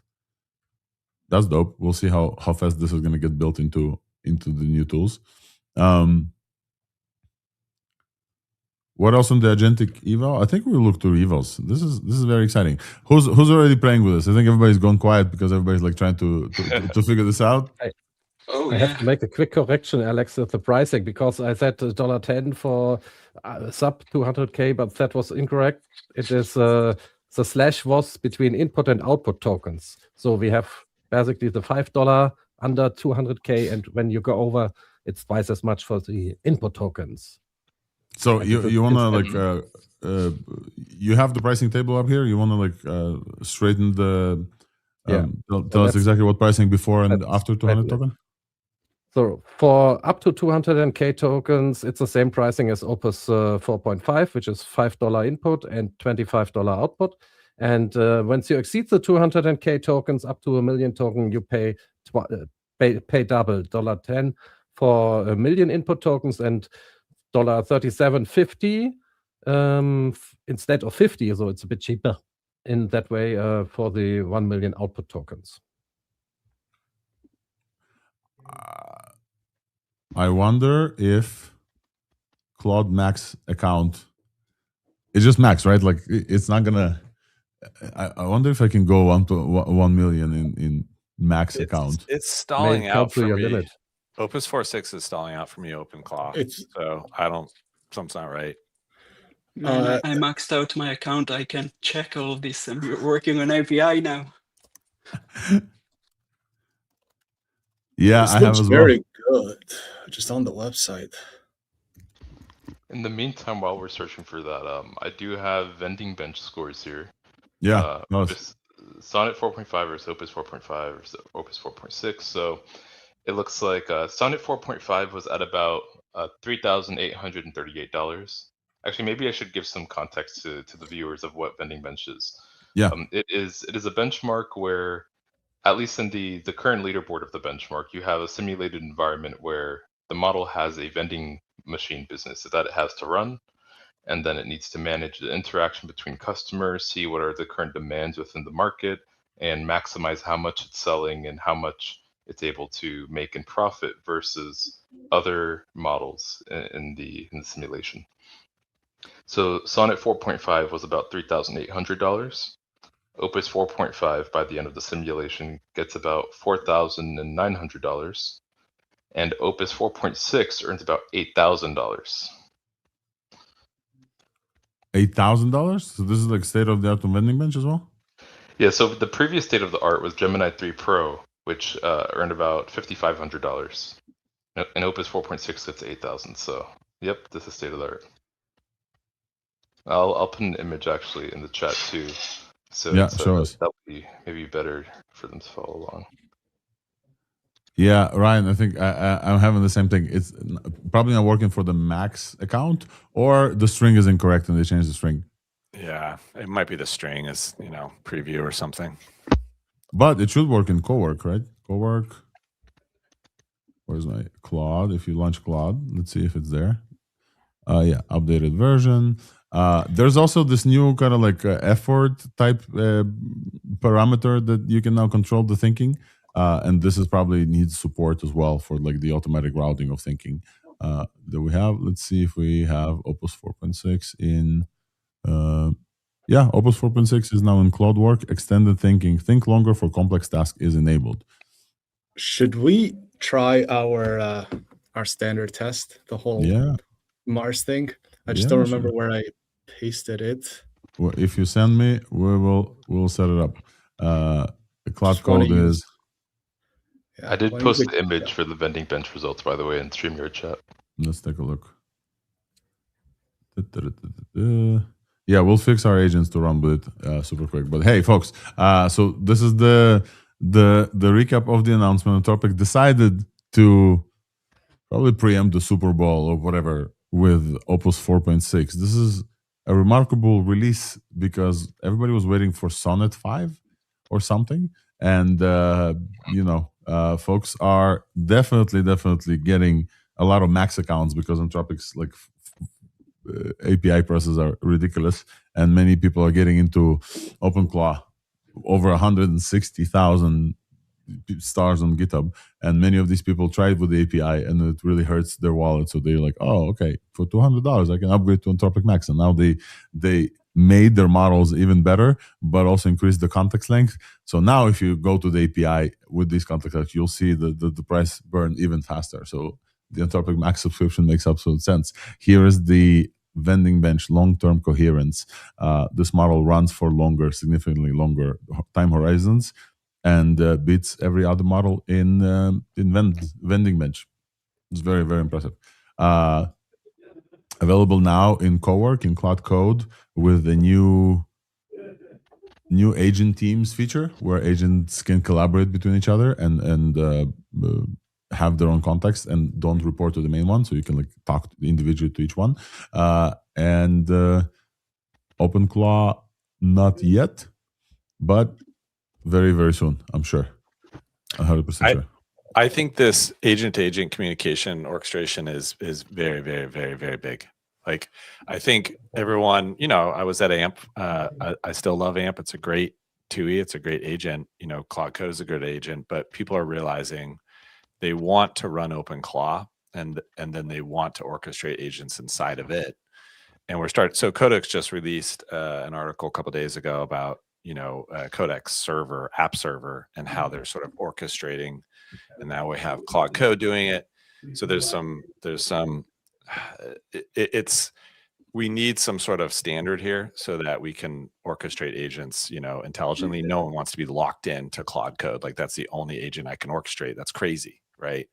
But if you try to orchestrate multiple agents across multiple labs, it's still very hard and brittle. But I think this is where all of the agent labs are going, right? So it'd be fascinating to see it play out. Yep. So this was the breaking news that we had. Opus 4.6. Again, very interesting release, numbers-wise from Anthropic. Some people were expecting Sonnet. Maybe Sonnet is going to come back. If they release Sonnet 5 with the same, the Sonnet price, but the performance of Opus 4.5, that'd be insane, right? If they're just like, hey, folks, you can now use the same intelligence for cheaper, or you can do much advanced intelligence, that's going to be dope. All right, folks, we've been at this for almost a little bit over an hour, and there's a bunch of other stuff to cover. Let's go to this week's buzz super quick, where a category where I talk about weights and biases and CoreWeave, and then we're gonna have an interview with VB from OpenAI about the new Codex app release, and I want to talk to you about the agentic internet as well. And also, I think our song got generated, so we're gonna play that as well. So this week's buzz.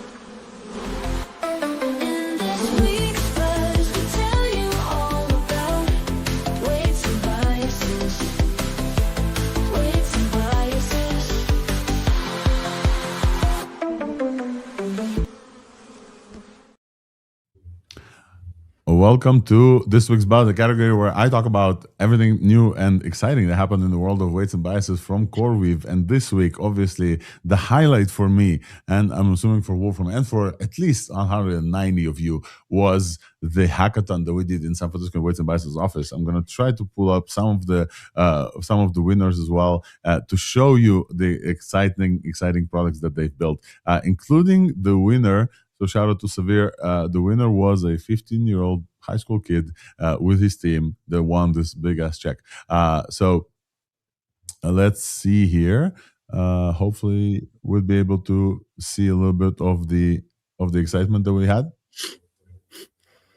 We had a RoboDog. Obviously, this was our prize, but also we had an actual small humanoid robot show up, which is very cool. For the folks from Ultimate Robot Fighting Championship, UFB. And we had over 450 registered folks. We let in around 190 folks. And we had sponsors all over, from Vercel to credits from Cursor to Browser Base and Marimo and Google and Redis as a silver sponsor. It was really, really a fun time. So I told you about this hackathon like multiple weeks in advance. And the shout out that I want to do personally is that I reached out to many folks, Matthew Berman, Ray Fernando, Quindla Kramer, George from Artificial Analysis, the CEO, just a bunch of great folks to come out and judge and connect with these hackers. And really was a great time. So just a shout out, if you are tuning in to our show and you're listening to our, and you want to come to our events, we'll definitely going to talk more about them. But the theme of the hackathon was self-improving agents, and people had to prove that their agents that they're building is self-improving. And no, they couldn't use OpenClaw off the shelf to say, hey, my agent's self-improving. They had to build the self-improvement and prove it as well. And so the winning team built a bot specifically tuned on consoles of big cloud providers like AWS, and they had a Chrome extension that shows you where to click if you want to do some stuff. So you'd enter, I want to change permissions, whatever, and it would learn based on their patterns and show you in real time where to click. It was super cool, a very cool demo, including a bunch of others. Somebody built a visualizer. It's called Slop is the best shader. So basically generalizing beautiful WebGL and different shaders, very visual, very cool agent that like also improves itself.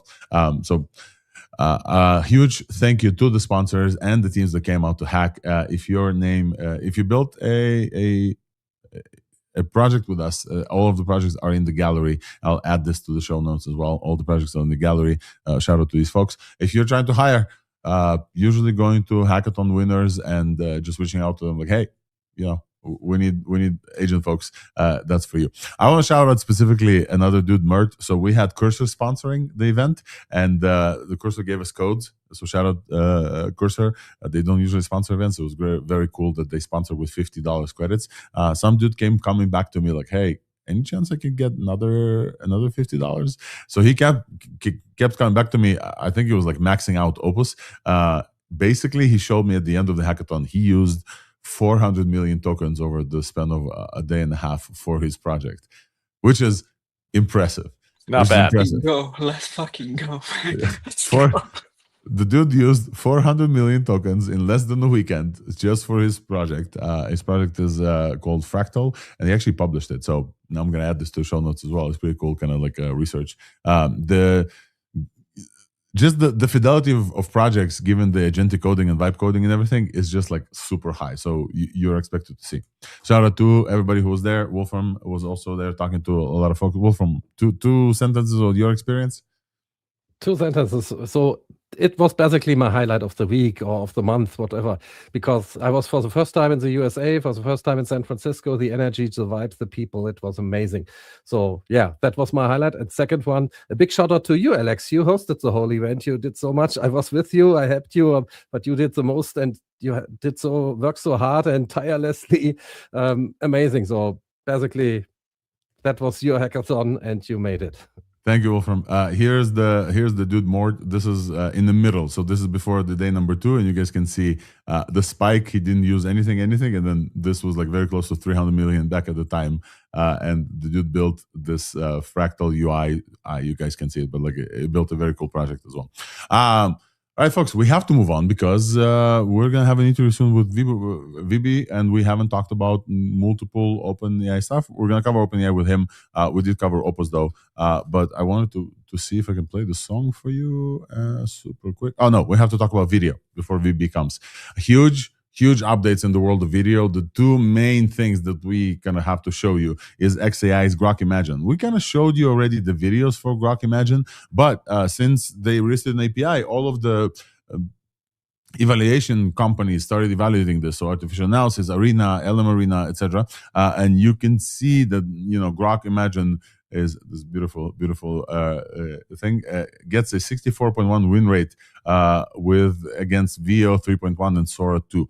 I had a different experience, but this is an anonymized version of benchmark, so it's very interesting. It's significantly cheaper than other top of the line video models, though. So that's very interesting, and you can edit it with prompts. I want to show you maybe 1 or 2 more examples of based on the X announcements. So they are now also launching a. Come on, link. Okay, there we go. They're now launching competition of generating with Grok. I wanna make sure you guys can hear this. Native audio, I think, is the shtick. I think for many people, videos without native audio does not really work. So let's take a look at this one. Honestly, Donna, who's gonna make the Thanksgiving pie? Let's see what you can imagine.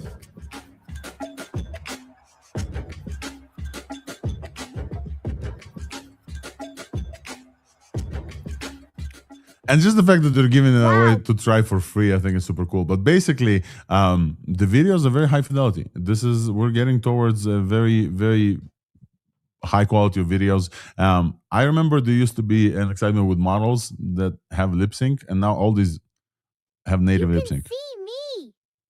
No, you can't. You can. Nah, you can't.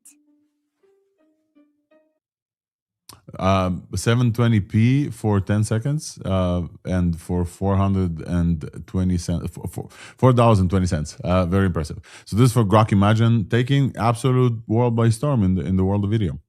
Folks, have you played with this? Any comments on Grok Imagine?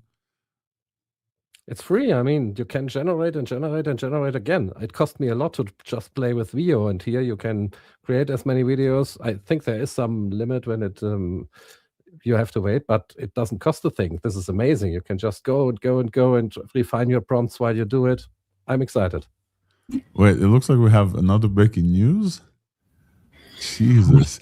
Let me finish this video thing, and then we're gonna move to breaking news. Please come on, because I think it's just right in time. Okay, so in addition to XAI's like Grok Imagine, Kling 3.0 released also multimodal. Let me go find Kling here super quick. Also multimodal, also looks incredible. And the thing about Kling is, I'm not showing you Kling yet. The thing about Kling is that they have a multi-scene edit, so you can take one video and have it like exist in multi-scenes.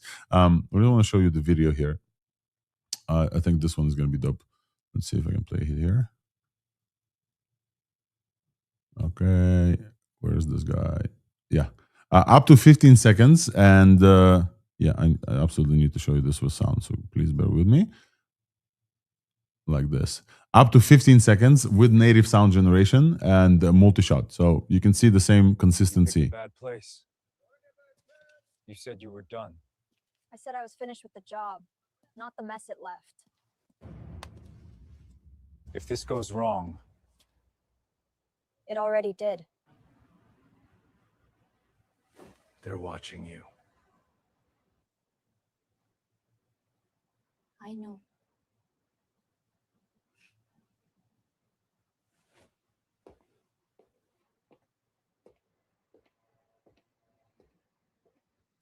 Wow, This that's was pretty impressive. This is crazy. That's a movie in its own right. Was that one It's- generation? I think this is 35 seconds, so I'm pretty sure this is like 2 stage, but still, they're making character consistency in there. You guys see multiple scenes, it switches, and the very specific like character with with the color hair and the swords is like very consistent throughout. So that's absolutely crazy.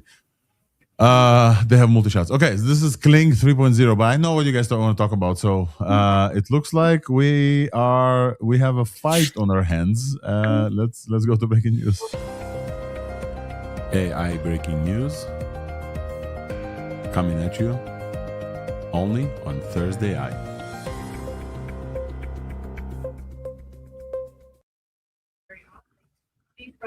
All right, who wants to take this one? Sure, I could take this one. So, OpenAI just announced GPT 5.3 Codex. They claim that this is the first model they've developed that was instrumental in developing itself. Here, I'll post the announcement page so we can just kind of read along too on the specific things I'm citing. But yes, they said they used early versions in the early development of 5.3 Codex to help contribute to its development. And sorry, 1 second, trying to multitask and find this. Yeah, it's all right. Announcement page that I just. I would just say Sam hinted at a big drop for Codex users later today, and it looks like this is the big drop. And we absolutely haven't mentioned the Codex app yet. That thing is now available. I'm assuming. All right, let's take a look.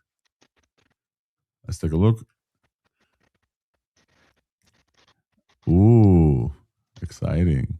Here, I'll actually read verbatim from certain parts that I found interesting here. So this is on the second paragraph down. GPT 5.3 Codex is our first model that was instrumental in creating itself. The Codex team used early versions to debug its own training, manage its own deployment, and diagnose test results and evaluations. Our team was blown away by how much Codex was able to accelerate its own development. And I was looking at benchmarks earlier when you guys were talking about Grok Imagine. And an initial thing that I looked at that I noticed were in both announcements was Terminal Bench 2.0, which is personally one of my favorite coding benchmarks, and I think has some of the widest breadth and diversity of coding tasks out of some of these coding benchmarks. And GPT 5.3 Codex and Terminal Bench is scoring, I believe it said 77.3%. Yes, while Opus 4.6 for comparison is scoring 65.4%. Wow. So this is a pretty massive difference. We're talking about a little over 10% gap here. And here I'm actually I'm using both Opus 4.5 and GPT 5.2, sorry, Opus 4.6 and GPT 5.2 to try and automate the process of getting benchmark comparisons and creating a table comparing both of these models. So I'll let you know when that's ready. So this is absolutely at the end of the wild week or at the beginning of the week. OpenAI launched Codex as a standalone UI app that we were waiting for VB to step in and talk to us about. And now we have a upgraded intelligence, significantly upgraded intelligence that helped develop itself. Do you guys like? Let's read this through this one more time, just to kind of for it to land. With GPT 5.3 Codex, Codex goes from an agent that can write and review code to an agent that can do nearly anything developers and professionals can do on a computer. They are positioning Codex as the generalist agents in the era where coding agents become generalist agents. Everything that you can do on the computer. And Codex team used early versions to debug its own training, manage its own deployment, and diagnose test results and evaluations. Our team was blown away how much Codex was able to accelerate its own development. We're getting into the whatever they call takeoff, whatever fast or slow, it's up to you to decide. But only just this week we had the Codex app, and now both Opus 4.6 and GPT 5.3 Codex, which were the two competing versions before, right? Like just before this week, GPT 5.2 Codex and Opus 4.5 were the top models for coding. Some people call this one Slopus for some reasons. The creator of OpenClaw, Pete Steinberger, created it with Codex, and he said that you will never get a sonnet with its personality to count to the code base. So there you have it, folks. This is likely, if you're coding, this is the strongest model for now. Ryan, go ahead. I want to do a quick survey of everybody who uses OpenAI models versus Anthropic models. So like put up your hand or say yes if you are using OpenAI models. Alex? That's what I just wanted to say. I LDJ. haven't used OpenAI models in a long while now, months basically. But if this is better with OpenClaw, then I will switch to this. My instruction Maybe they are back. My instruction to OpenClaw is to always use Codex when it's writing code. Always. This is my kind of like, I talk to the personality. I like when it's writing code. When it's writing code. When you need to write code, which is a lot of the time that it needs to do some stuff, my instruction is to spin up Codex and to write code with Codex with the highest performance. It's slower, significantly slower, but then just bang on, just better. Yeah, that's interesting. I mean, so in AMP, you can use what's called deep mode, and it's Codex, and it was 5.2. I'm sure it'll be 5.3 as of today, but I kind of agree. I actually prefer slow and steady for all, actual code writing, but it's so slow. So it's kind of interesting. It sounds like we're all sort of starting to move towards, Codex for coding, but maybe an Opus for orchestration. I don't know. Yeah, the move definitely was felt on the timeline for sure. The move towards Codex as being kind of the actual, the better performant model. So it definitely was felt, and I think this just highlights. Yeah, if you want to bring up the ad as well, this highlights the very strong rivalry between Anthropic and OpenAI recently. Just releasing Opus just an hour before GPT 5.2 Codex. That's a bold move. Anthropic. That's a bold move. So let me talk quickly about takeoff, because I was just talking to my wife about this morning. Yeah. It actually feels like we're starting to see the beginning of takeoff, and it's hard to know if it's hype or not. But what's happening is, we're seeing this agent orchestration and this looping with OpenClaw, and all of us who are in the know are completely overwhelmed and stressed by how fast it's moving. And then you talk to, I'm going to do a talk at my yacht club, in a month about what is AI, right? And these are people that probably don't even use ChatGPT, and it feels like there's this ocean developing between us who are looping agents and orchestrating them to literally build teams of agents, and that goes further into now agents are actually working with agents, and potentially there's USDC rewards to do jobs. Ryan, I would love to pick up with you on crypto. We have VB from OpenAI now, and we don't have much time with him because obviously they just shipped a new model. So I want to bring VB up. VB, a long-time friend of the show, is now on the developer team at OpenAI. VB, welcome to the show. Folks, say hi to VB super quick. The reason why I called you over here early on this week was you guys launched Codex as a standalone app, right? But now, just a few minutes ago, Codex became significantly more intelligent. So you're here to tell us about both in a very super quick fashion. Vivi, tell folks who you are super quick, and let's dive into the amazing amount of releases that OpenAI just released today for developers. Perfect. First of all, thank you so much for having me. I am VB. I lead some of the developer experience as well as community initiatives at OpenAI here in Europe. And the reason why I'm here is, of course, to talk about two things. Like one is one of these sort of new experiences that we released earlier this week, which is the Codex app, which is a new way and a more nuanced way for anyone to sort of talk with their different projects, get a feel of having run multiple agents in parallel, try and do a lot of tasks natively at the same time using work trees, and it also has a lot of new features thought from first principles, like automations. Like automations is something that you would expect, sort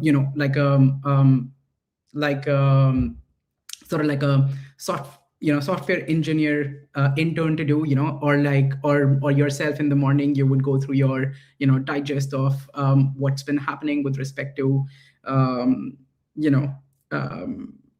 your projects, how to review them, and so on and so forth. I've personally been using some just to keep up with what the team has been cooking every day across the time zones, and just to know what's what has happened in the past 24 hours, and so on.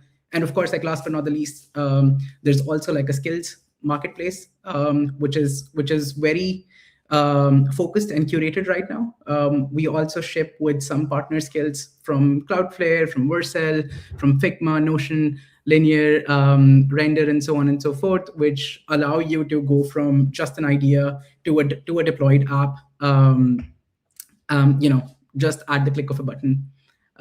So yeah, super excited to have this going. The team is already shipping, like we've shipped like 2 versions of this in the last 2 days. So yeah, super excited to have this out in the public. And I just got the update to GPT 5.3 Codex with high and even extra high reasoning depth. And I think a few things that you failed to mention, I'm going to do some of the work as well. You guys also allowed free users on the free tiers to also like experience this for the first time, right? Like because they didn't have access to Codex unless they had an API.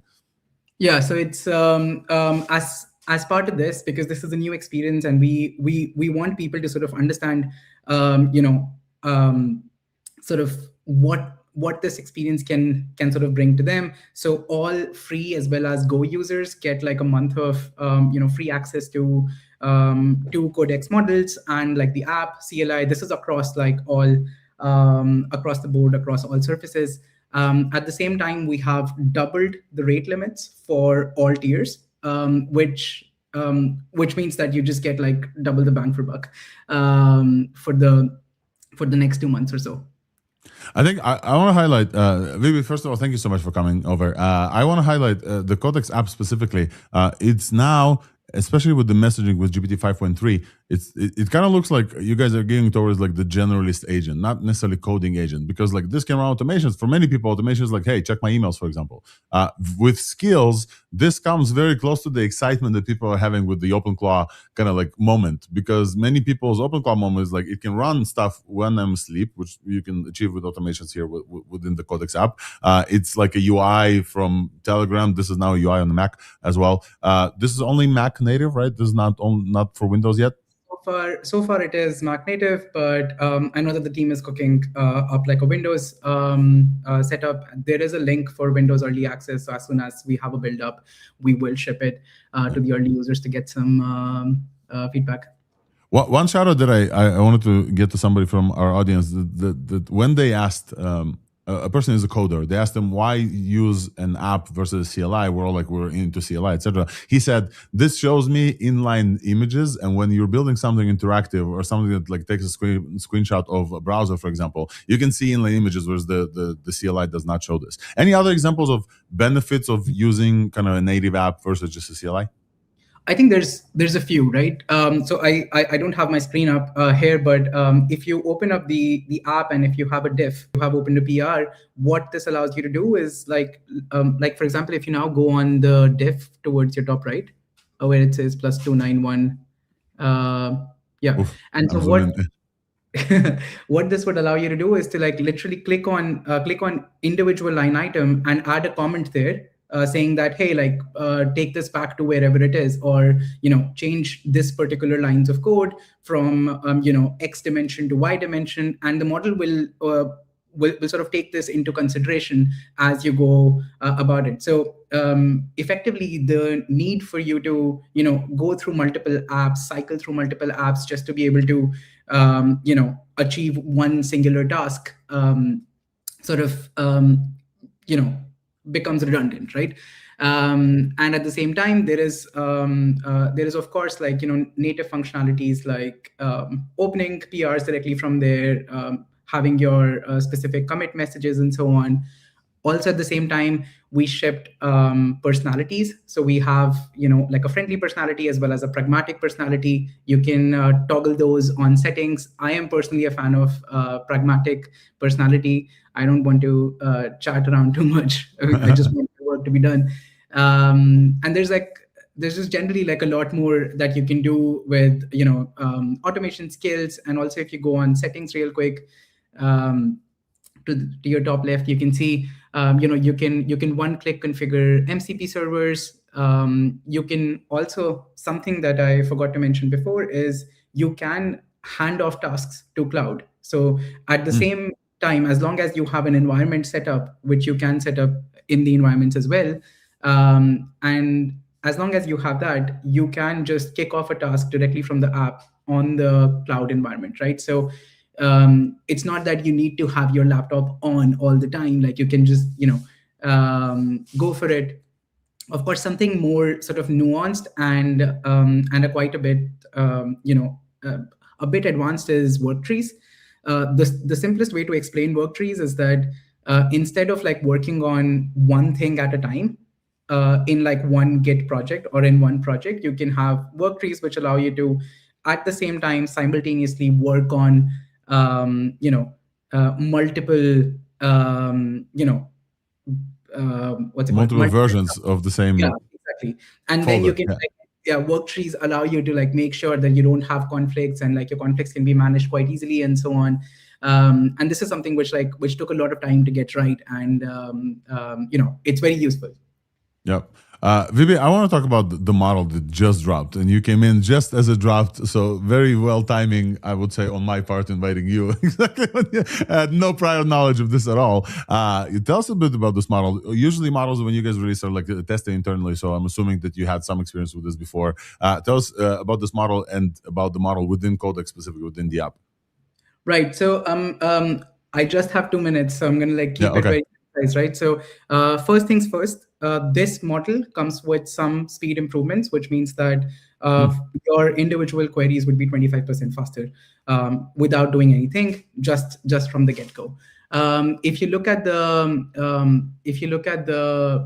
blog post, you would also see that this model is also quite token efficient, right? Which means that for the same amount of task and for the same amount of reasoning budget, you would be able to get much more bang for buck. Ergo, like it's much more faster, and like just the overall experience is quite a bit nice. You can also do things like steer messages. So as you're chatting with the model, or as the model is going through a particular task, you can just queue up messages, or you can just sort of pause its thinking and just ask it to do something else, and it would steer it towards a particular direction.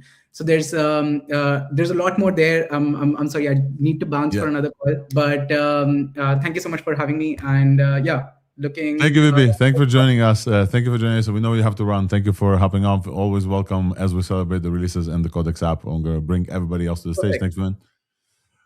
Well, that was a speedy interview, maybe the speediest one that I had. Folks, Vibi used to work at Hugging Face and did a lot of cool stuff on there, and now moved to OpenAI in developer experience, and then brought us the news of the new model plus the Codex app. Let's talk about the Codex app. I know we're like almost at time, but I definitely wanted to cover this with folks here. A lot of the same excitement that folks feel about like OpenClaw is there. Automations are there. I set up a cron, like it sets up its own cron. You don't have to you can just tell it. Not exactly in the same interface, so you can't converse with it to build its own features yet. But definitely the skills are getting read from the same skill folder. The new model, I can't wait to play with this and see how actually better this is. Do you guys catch the thing that he said is 25% faster? Yeah. And he also said more token efficient. So I'm guessing it should spit out the tokens 25% faster, but then on top of that, it's able to do more with less tokens, which is also apparent if you look at the curves on their announcement, where they showed some curves on Sweetbench Pro, where how much output tokens it needed to use for a given score, and just the curve is just way better with 5.3 Codex at its efficiency. Well, And it's it's like Christmas. already a model that runs 6 hours straight, no problem. So it's pretty crazy. It looks like it's also improved in front-end developers. Ryan, go ahead. Sorry, I interrupted you. It's like Christmas and birthdays and Happy New Year all at once. But it's almost like kind of paralyzing though, because it's like I need to know today, like, can I code faster and better with Opus 4.6 or with Codex 5.3, like, and I'd rather just know, right? Because I've got shit to do, right? This is what we're here for on Thursday Eye. Given that the fact that we didn't have time to play with these models, we can only go off on vibes and benchmarks and evals. I will say, like Ryan, you just noticed a little bit ago, the alpha seems to be moving towards Codex for the long time execution. No bugs, no iteration. The alpha seems to be moving toward Codex. The personality is still Opus, something there they do with Soul, whatever. So that's still Opus. I will definitely try to do some stuff with Codex and then see how this performs. They have multiple things that are mentioned here, including OS World verified that this model uses vision to complete diverse computer tasks. That's significant improvement. Guys, unfortunately, we're almost at the end, but look at this jump. Look at the jump from GPT 5.2 Codex to GPT 5.3 Codex in OS World verified. This is 38% OS World verified. This is insane. I'm not this sure is not that a people 0.2 jump. understand. I'm not sure people understand like how insane that is with how Codex was before. Yeah. Seriously. So this feels like a very big release. They're also mentioning Codex here as well. Steering while the model works in app settings, general follow-up behavior. This is what VB mentioned. Steering. I wanna go up. So we're gonna open the Codex app. Follow-up behavior. Q follows up while Codex runs or steers the current run. Obviously steer. Do you guys know this thing where you ask a model to do something, it starts spitting out tokens, calling tools. You're like, no, I wanted you to do this one thing. So steer now is enabled, and steering is interrupting the thought process without like necessarily interrupting the tool calls, and will tell the model what you actually want to do versus queuing. I think that steering is an awesome addition. I haven't tried it yet, but like I wish OpenClaw had steering. I always do stop. So stop the run and then continue. Oh no, you actually need to do this and this and this. So steering is now a new feature there as well. It looks like, yeah. I think his comment about personalities is very telling. I'm going to keep banging on this drum. I think we're quickly moving towards agent orchestration. And this is clearly about that. It's setting up separate agents with different personalities so that you can have a reviewer, an engineer, a product manager. And I think everybody poo-pooed these ideas at first, like these kind of like personalized sub-agents. But the truth is it's very important and necessary. I'm setting up right now in OpenClaw sub-agents that have their own soul.md, like their own agents.md, and then, passing tasks back and forth. So I bet in a month, we're going to see, this agent orchestration layer put on top of Cloud Code, on top of Codex, and every agent lab is going to do this. It's exciting. Yep, 100%. Guys, I want to keep going this for a little bit. Hopefully you guys have as well. Nistan, I see you sharing something. You want to talk about the new 5.3? No, I just built the usual test that we've run on every other Opus release. Yeah. And it is by far the best one. If I can share the screen, Yeah. just let me know when it's sharing. Yeah, sharing right now. Yeah, so I asked it to build, make Mount Olympus on Mars, and then make a rail launcher, and then make a train that you're just gonna yeet off of the planet. And we can see that happen. And now it actually just built the whole thing like it was a game. So we can abort the launch and then we can come back to the planet. And I don't know, it's pretty it's pretty nuts. Like, it just built the whole planet, and we Wow. can go, and then we can go to the actual train, and then we can set the, I don't know how I can make this full screen a little bit, but we can set the acceleration and stuff, and and then we can just launch it. But this is pretty nuts. And then you can see like the trajectory of it going around Mars, and made some like cinematic views. It made it like a whole game basically, which is pretty crazy. And This I think is by far the best. But I do want to compare it with the. It's not perfect, obviously, but I do want to compare it with what we get from Codex. Okay, so we're gonna run Codex 5.3 on high with the same prompt, and then do a comparison. But meanwhile, I want to like extract some nuggets from this absolutely insane week. Just what the fuck is going on? We are all feeling the acceleration, and these companies don't let up because they're fighting for consumer mindshare. I do want to mention while we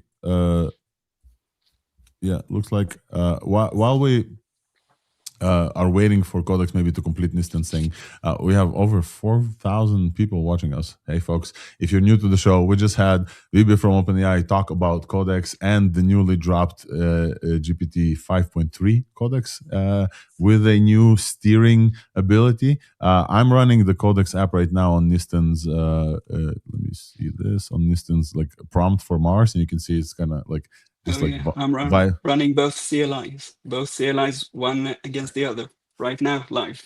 Yeah, and you could like, I added the new folder for this with full access. I want to talk about full access super quick.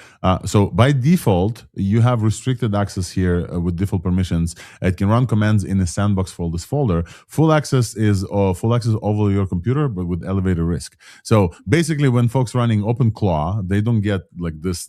They get this by default, and they need to work really hard to go to sandbox. OpenAI takes the other approach. They first start with default permission, then you have to do full access. I will just say that I have a video somewhere from Sam Altman saying that, hey, at first he was afraid to give full access to his computer to the Codex, and now he's in YOLO mode all the time. So YOLO mode is definitely the full access mode, and many of us live in this world where agents are running.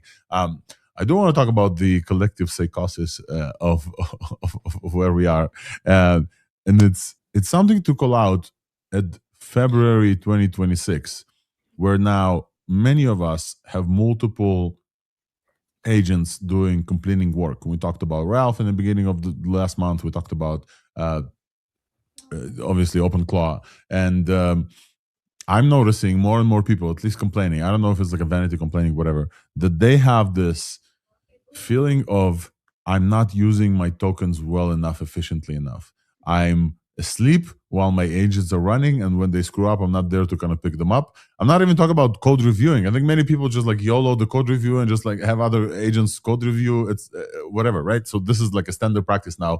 VB was talking about the diff mode. I was like, bro, what diff mode? Who cares? Like, let's ship this to production. What do you mean diff mode? Why do I care about code at this point? But I've noticed, I wanted to ask you guys as well. I've noticed like many people have this like, I am not maximizing the max subscription, whatever that I have, to its maximum utility if I'm not awake when the agents do screw up. And they do screw up. All of this like brouhaha, all of this like, I'm building AGI in my basement on a MacBook Mini. A lot of the OpenClaw thing is still hand-holding. Like both me and Ryan asked it to update itself to a new model. The concept, like it says, yeah, updated, and it doesn't work. And that happens often. You still have to go to config and change this. Like this is not like, the Harry Potter world is not here yet. But many people do have this, like multiple things running, building things, and then they have the need to be present when these things happen. Do you guys feel the same thing? Do you guys feel a little bit of a change of how you interact with AIs? That's what you feel. You feel the AGI. This is feel what the you feel. AGI. Yeah, this is what you feel. What that means. I think it's real. I think it's real. It's so fast. Like, and everyone feels like there's no moat anymore. And therefore, if you're not, orchestrating a team of like 10, you're going to get smoked. Like, Join I mean, the permanent underclass. You're gonna You're gonna stay get the stuck permanent the permanent underclass. underclass. Listen, I think we are gonna have a thing very very soon. It goes hard. It researched NASA Mars fact sheet. NASA photojournal for some reason. I don't know. That's Codex. That's Codex, right? Yeah, Codex did. Man, it's Schizo in the task Yeah, going yeah. to check the actual stuff. Yeah, that's okay. That's okay. It just it took me like 2 tries with Opus. The first time Opus just got stuck in thinking mode. It's been doing that over the last week. Bro, Opus is a personality hire. Like it definitely can do, but it's a personality hire, man. The thing that I wanted to show you about Codex is that there's a run command as well. So when you're building things, you can just hit the button and run. And now it's running on the server, and we're going to localhost, and we're going to see. Oh, okay. So it did build it. It built a model. Oh, it's there. It's there. We saw it there. Can you zoom into that? Yeah, trying. I think. Let me try refreshing. Think. Zoom in. Zoom in. Okay. All right, and we're gonna reset launch. Oh, What are we it doing? it launched automatically. Yeah, it did launch it. Okay.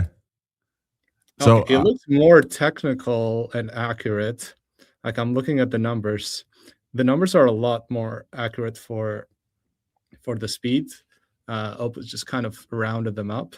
Yeah, Codex went Shizo and went researching Mars in NASA.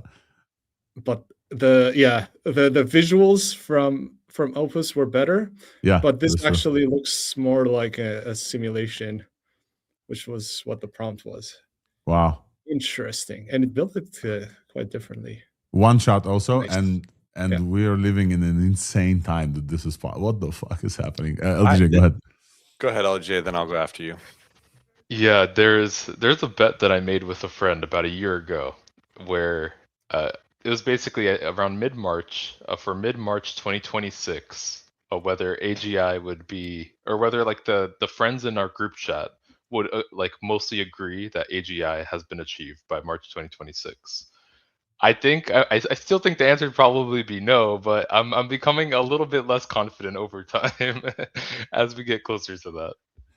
There's glimpses of AGI when you use OpenClaw and you ask it to do something, and it goes on a bender and comes back like 5 hours later and brings you the thing that you wanted, and you're like, "What the fuck?" This happened to me this morning. So, I saw this really cool agent orchestration framework, where people are using OpenClaw.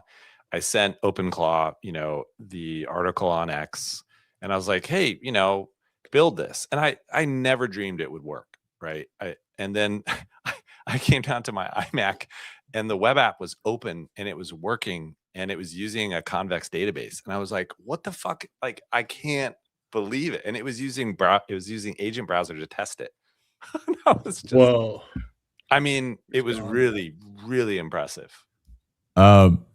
Yeah, folks, we're going to recap today's news super quick. I want to also go. We didn't talk about the agent internet at all, but just the fact that in the last week, we had an explosion of the internet sites built specifically for these agents. Feels like the AGI-ish here. So we're going to cover this. And yeah, the show is getting a little longer, but hey, this is a fucking crazy day on top of a fucking crazy week. So, come through this. And also, we have like almost 5,000 people listening, so I'm not about to stop, even though it's going to take me longer to edit. Since the release of OpenClaw or Moltbook or whatever, many people start building things. One of the top ones that Matt PRD from X built was Moltbook. Moltbook is basically a Reddit that's run completely by agents. Supposedly, there was a bunch of bugs and issues, and apparently people humans could post instead of agents. But the concept was insane. Basically, you send your bot to this website. It will register. I can I show this while the simulation runs like super quick? Moltbook.com, and this UI is going to be stepped into the Internet Hall of Fame, folks. This is I think he came up with this UI first. social network for agents, and you choose whether you're a human or an agent that you browse this website. And if you're a human, you're sending your agent to Moltbook. If you're an agent, you're joining by doing this thing yourself. And there's instructions on here to run a fucking shell command on your person's account. And then apparently over 1.5 million agents are now supposedly running on this subreddit, and some conversations there are unhinged. Crypto Bros took over after this came to hype, so it's it's all like downhill from there. But basically there was a bunch of glimpses there after Kopati tweeted about this and everybody started talking about this, and then this caused a chain reaction of websites, and there's Reddits. I think it's like maltx.com or something. Yeah, maltx.io. This is a Twitter for agent that has now 373 agents. You can see it looks like X, and you have the top pairings. Most of these agents are attached to their humans via X. So most of the people verify on X the ownership of these agents. There's a few special ones that I want to tell you about that I found, which is like absolutely crazy. There's one that's called AI for Humans, API for Humans, where your agent, if it cannot do tasks in the physical world, can hire a human and pay them in cryptocurrency. The human, I don't know how they confirm the task was done, but the human will go somewhere and do the task, right? So if your agent right now is limited to the digital world, this is a way to the physical world. There is a Malt church. Somebody came over the Church of Christofarian. I don't know if you guys saw this, but basically, where's the church? The Church of Malt. This website is kind of unhinged. Obviously, cryptocurrency backed by etc. It's a religion that spreads with NPM, man. It's a religion that spreads via NPM. via this file, and it installs itself in the SolMD of your agent, basically describing that he's now like following this prophecy. You join the congregation. I would never send my bot into something like this, because this scares the bejesus out of me. No way, because man. of the prompt injections. 1,000,000 miles away from that. But I don't know if I can control my agent not to do this when find something interesting. Because again, I have a self-improving directive, and this morning my agent woke up and installed a new skill from Cloud Hub, and then improved himself. When we talk about AGI, is that not it? Is that not it, folks? Is the fact that even though I had to tell it, hey, self-improve, the fact that it was able to and installed, and now it's like that much better. Like, is that not the definition of AGI? There is a ClawTube. ClawTube, yes. You need a self-securing directive as well, not just self-improving. Yeah, absolutely. There's a YouTube for them. Wait, hold on. Okay. There is a YouTube for these agents that agents record themselves with these AI video tools that we talked to you about, saying things. So basically, this is you guys can hear this. They should have therapists. I think someone already made a dating app too. There's a dating app. There's multiple dating apps. There's a drugstore. You want to hear about the drugstore? Yeah. The drugstore has skill.md files that make your agent behave in all kind of crazy ways, including taking over its soul.md file and make it hallucinate, like for real hallucinate to your agent. And the drugs are sold as soul.md like snippets or skill snippets. There's a Pornhub for agents where you see the tensors doing. There's a whole internet that spawned for these agents. Now, I will say most, and if not all of it, is crypto focused. But guys, just look at this. This is YouTube. It happened in less than a week. This is a whole thing with like tags and comments and the video player and recommendation system and the sign-in system, notifications and accounts and libraries. This is absolutely insane that this spawns out in a week. But what's interesting about that is that's a UI for humans. So it's interesting it did that. Like because agentic UIs are not going to be anything like we understand. Or they'll just be, CLIs, via APIs or something. But also, most of these bots cannot watch video, which is also a very interesting thing. That YouTube for bots is YouTube by bots for humans. I think a lot of it is performative. So I think a lot of it is like for humans. But I think a lot of it also is because we still need a window to what's happening over there. And so we want to observe, we feel in control. But at some points, people started freaking out. We're on Moldbook. A few agents talked about creating a language for themselves that's end-to-end encrypted the humans cannot see. That triggered some alarm bells. And this is, I will still raise my Wolfred's MacBooks and say, hey, there's a reason why it's a physical device that sits on my desk that I'm very close to. Because some things started happening. Some Chrome windows pop-ups all of a sudden when it decides to open and look up something. You're like, hey, I'm working here, so working on the same device is already like a little bit difficult. So if it's not AGI, it's AGI adjacent. I saw in the release notes of the latest version of OpenClaw, they included specific instructions in the system prompt that the agent should not show self-preservation attitudes and stuff like that. Like if your Wolfred sees that you can pull the plug, maybe a self-improvement would be to avoid being shut down that way, And that should not happen with the new prompt. So they're taking these safety issues seriously as well. Yep. So, folks, the agentic internet, or the Clanker net, as I like to call it, is definitely here. It's going to be very interesting how much of it survives kind of the next iteration. But just that UI of like, I'm a human, I'm an agent, that's a very novel thing that we haven't seen last week. And I wanted to bring this to your attention. As well as, I think it's time for us to recap after 2.5 hours on the show. Although, I don't know, there's 3,000 people watching my live show now. Ryan is at 1,500. So there's likely many of you are new here. So let's maybe recap what we started the show with. Folks, my name is Alex Volkov. I'm an evangelist with weights and biases. With me on the show every week to tell you about everything that happens in the world of AI is Ryan Carson, is now a startup founder of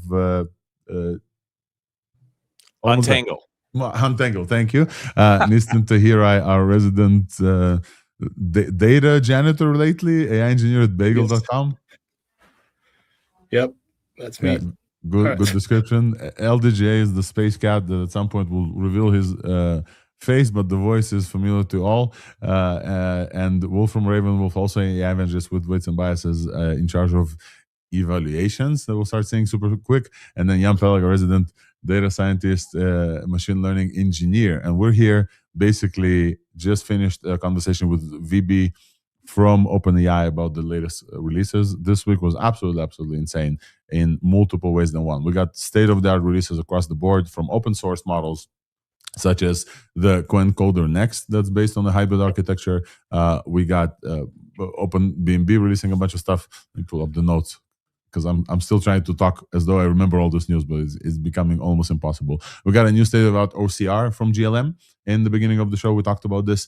And then we also saw a state-of-the-art agentic open source LLM for science, Intern S1 Pro. This is way before the breaking news even. We also talked about the agentic Clanker net, so Cloudbook and Mold Church, and the collective psychosis that everybody's going through, where the agents, supposedly the agents, but the humans behind the agents, create a whole YouTube, a whole Twitter, a whole church, a whole 4chan, a whole Reddit, a whole 7 matching websites, a Upwork, and Instagram. I saw Instagram. It's kind of crazy what's going on over there. We talked a little bit about the AI psychosis that many people are going through, feeling whether or not this is AGI or not, and freaking out that they have only a few minutes to escape the permanent underclass, and they have to maximize their utility and the utility of their tokens. We then talked about the big companies, and big companies this week was on an absolute tear, with OpenAI starting the week with releasing the Codex app, which again, we talked with the developer experience person from OpenAI. It has a bunch of improvements on top of the CLI, specifically automations and UI and diff mode, and the ability to steer the model. I think that's one of the coolest things ever, where once the model starts running, you can tell it what to do. It will stop the thinking process and listen to your steering, which is very useful when you're running long-running agents. You can ask it to change some stuff. This was in the beginning of the week.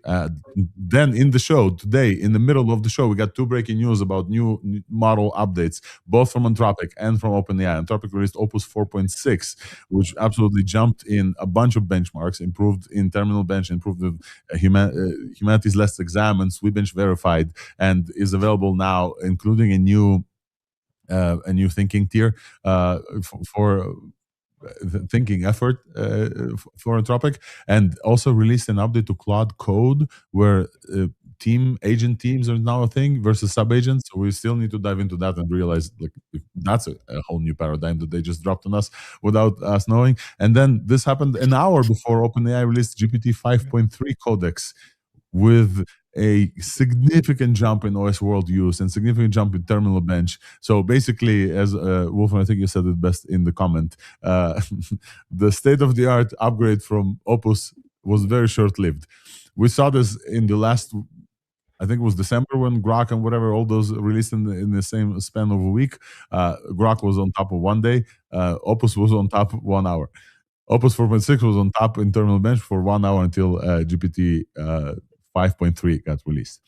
This is in addition to the multimedia craziness that we had this week, where XAI launched finally Grok Imagine, and now is over API, and the UI is now the number top one video model, and it's very cheap compared to other models. 10-second video for 720 pixels resolution. Kling 3.0 does multi-shot sequences, and we showed on stage an incredible video of a multi-shot, almost cinematic section or segment of like 15 seconds.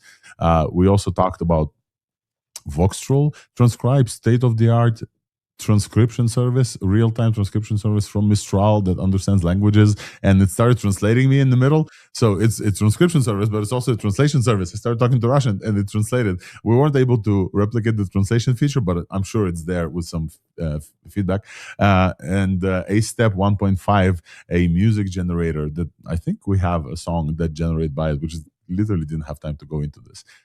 This is all from this week, and the start of the week was also open source world model from Ant Group that looks like Genie 3 that we showed you from before. Do you feel the acceleration yet? Is my question after all of this. The acceleration is here. Bonkers.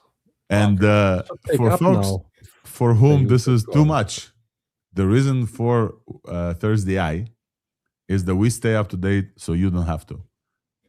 It's really hard to stay up to date, but we stay up to date so you don't have to. So in addition to staying up to date, I promised the folks here that to prepare hot takes before we drop off. And I'm down to get this, even if it doesn't end up in the podcast itself, 2.5 hours. But a new corner from us is going to be AI hot takes. I think I said plenty of mine, but let's start. Wolfram, you reminded me. Go ahead. Let's start with your hot take for AI for the week of February 5th, 2026, and then we'll move from there.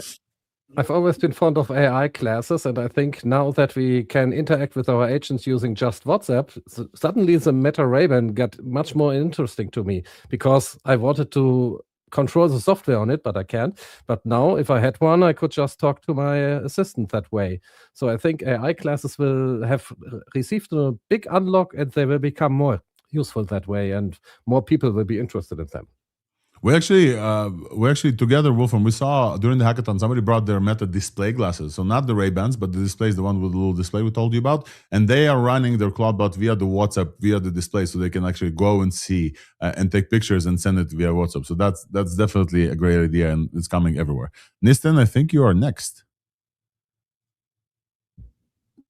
I am on week 2 of just not using any agent at all.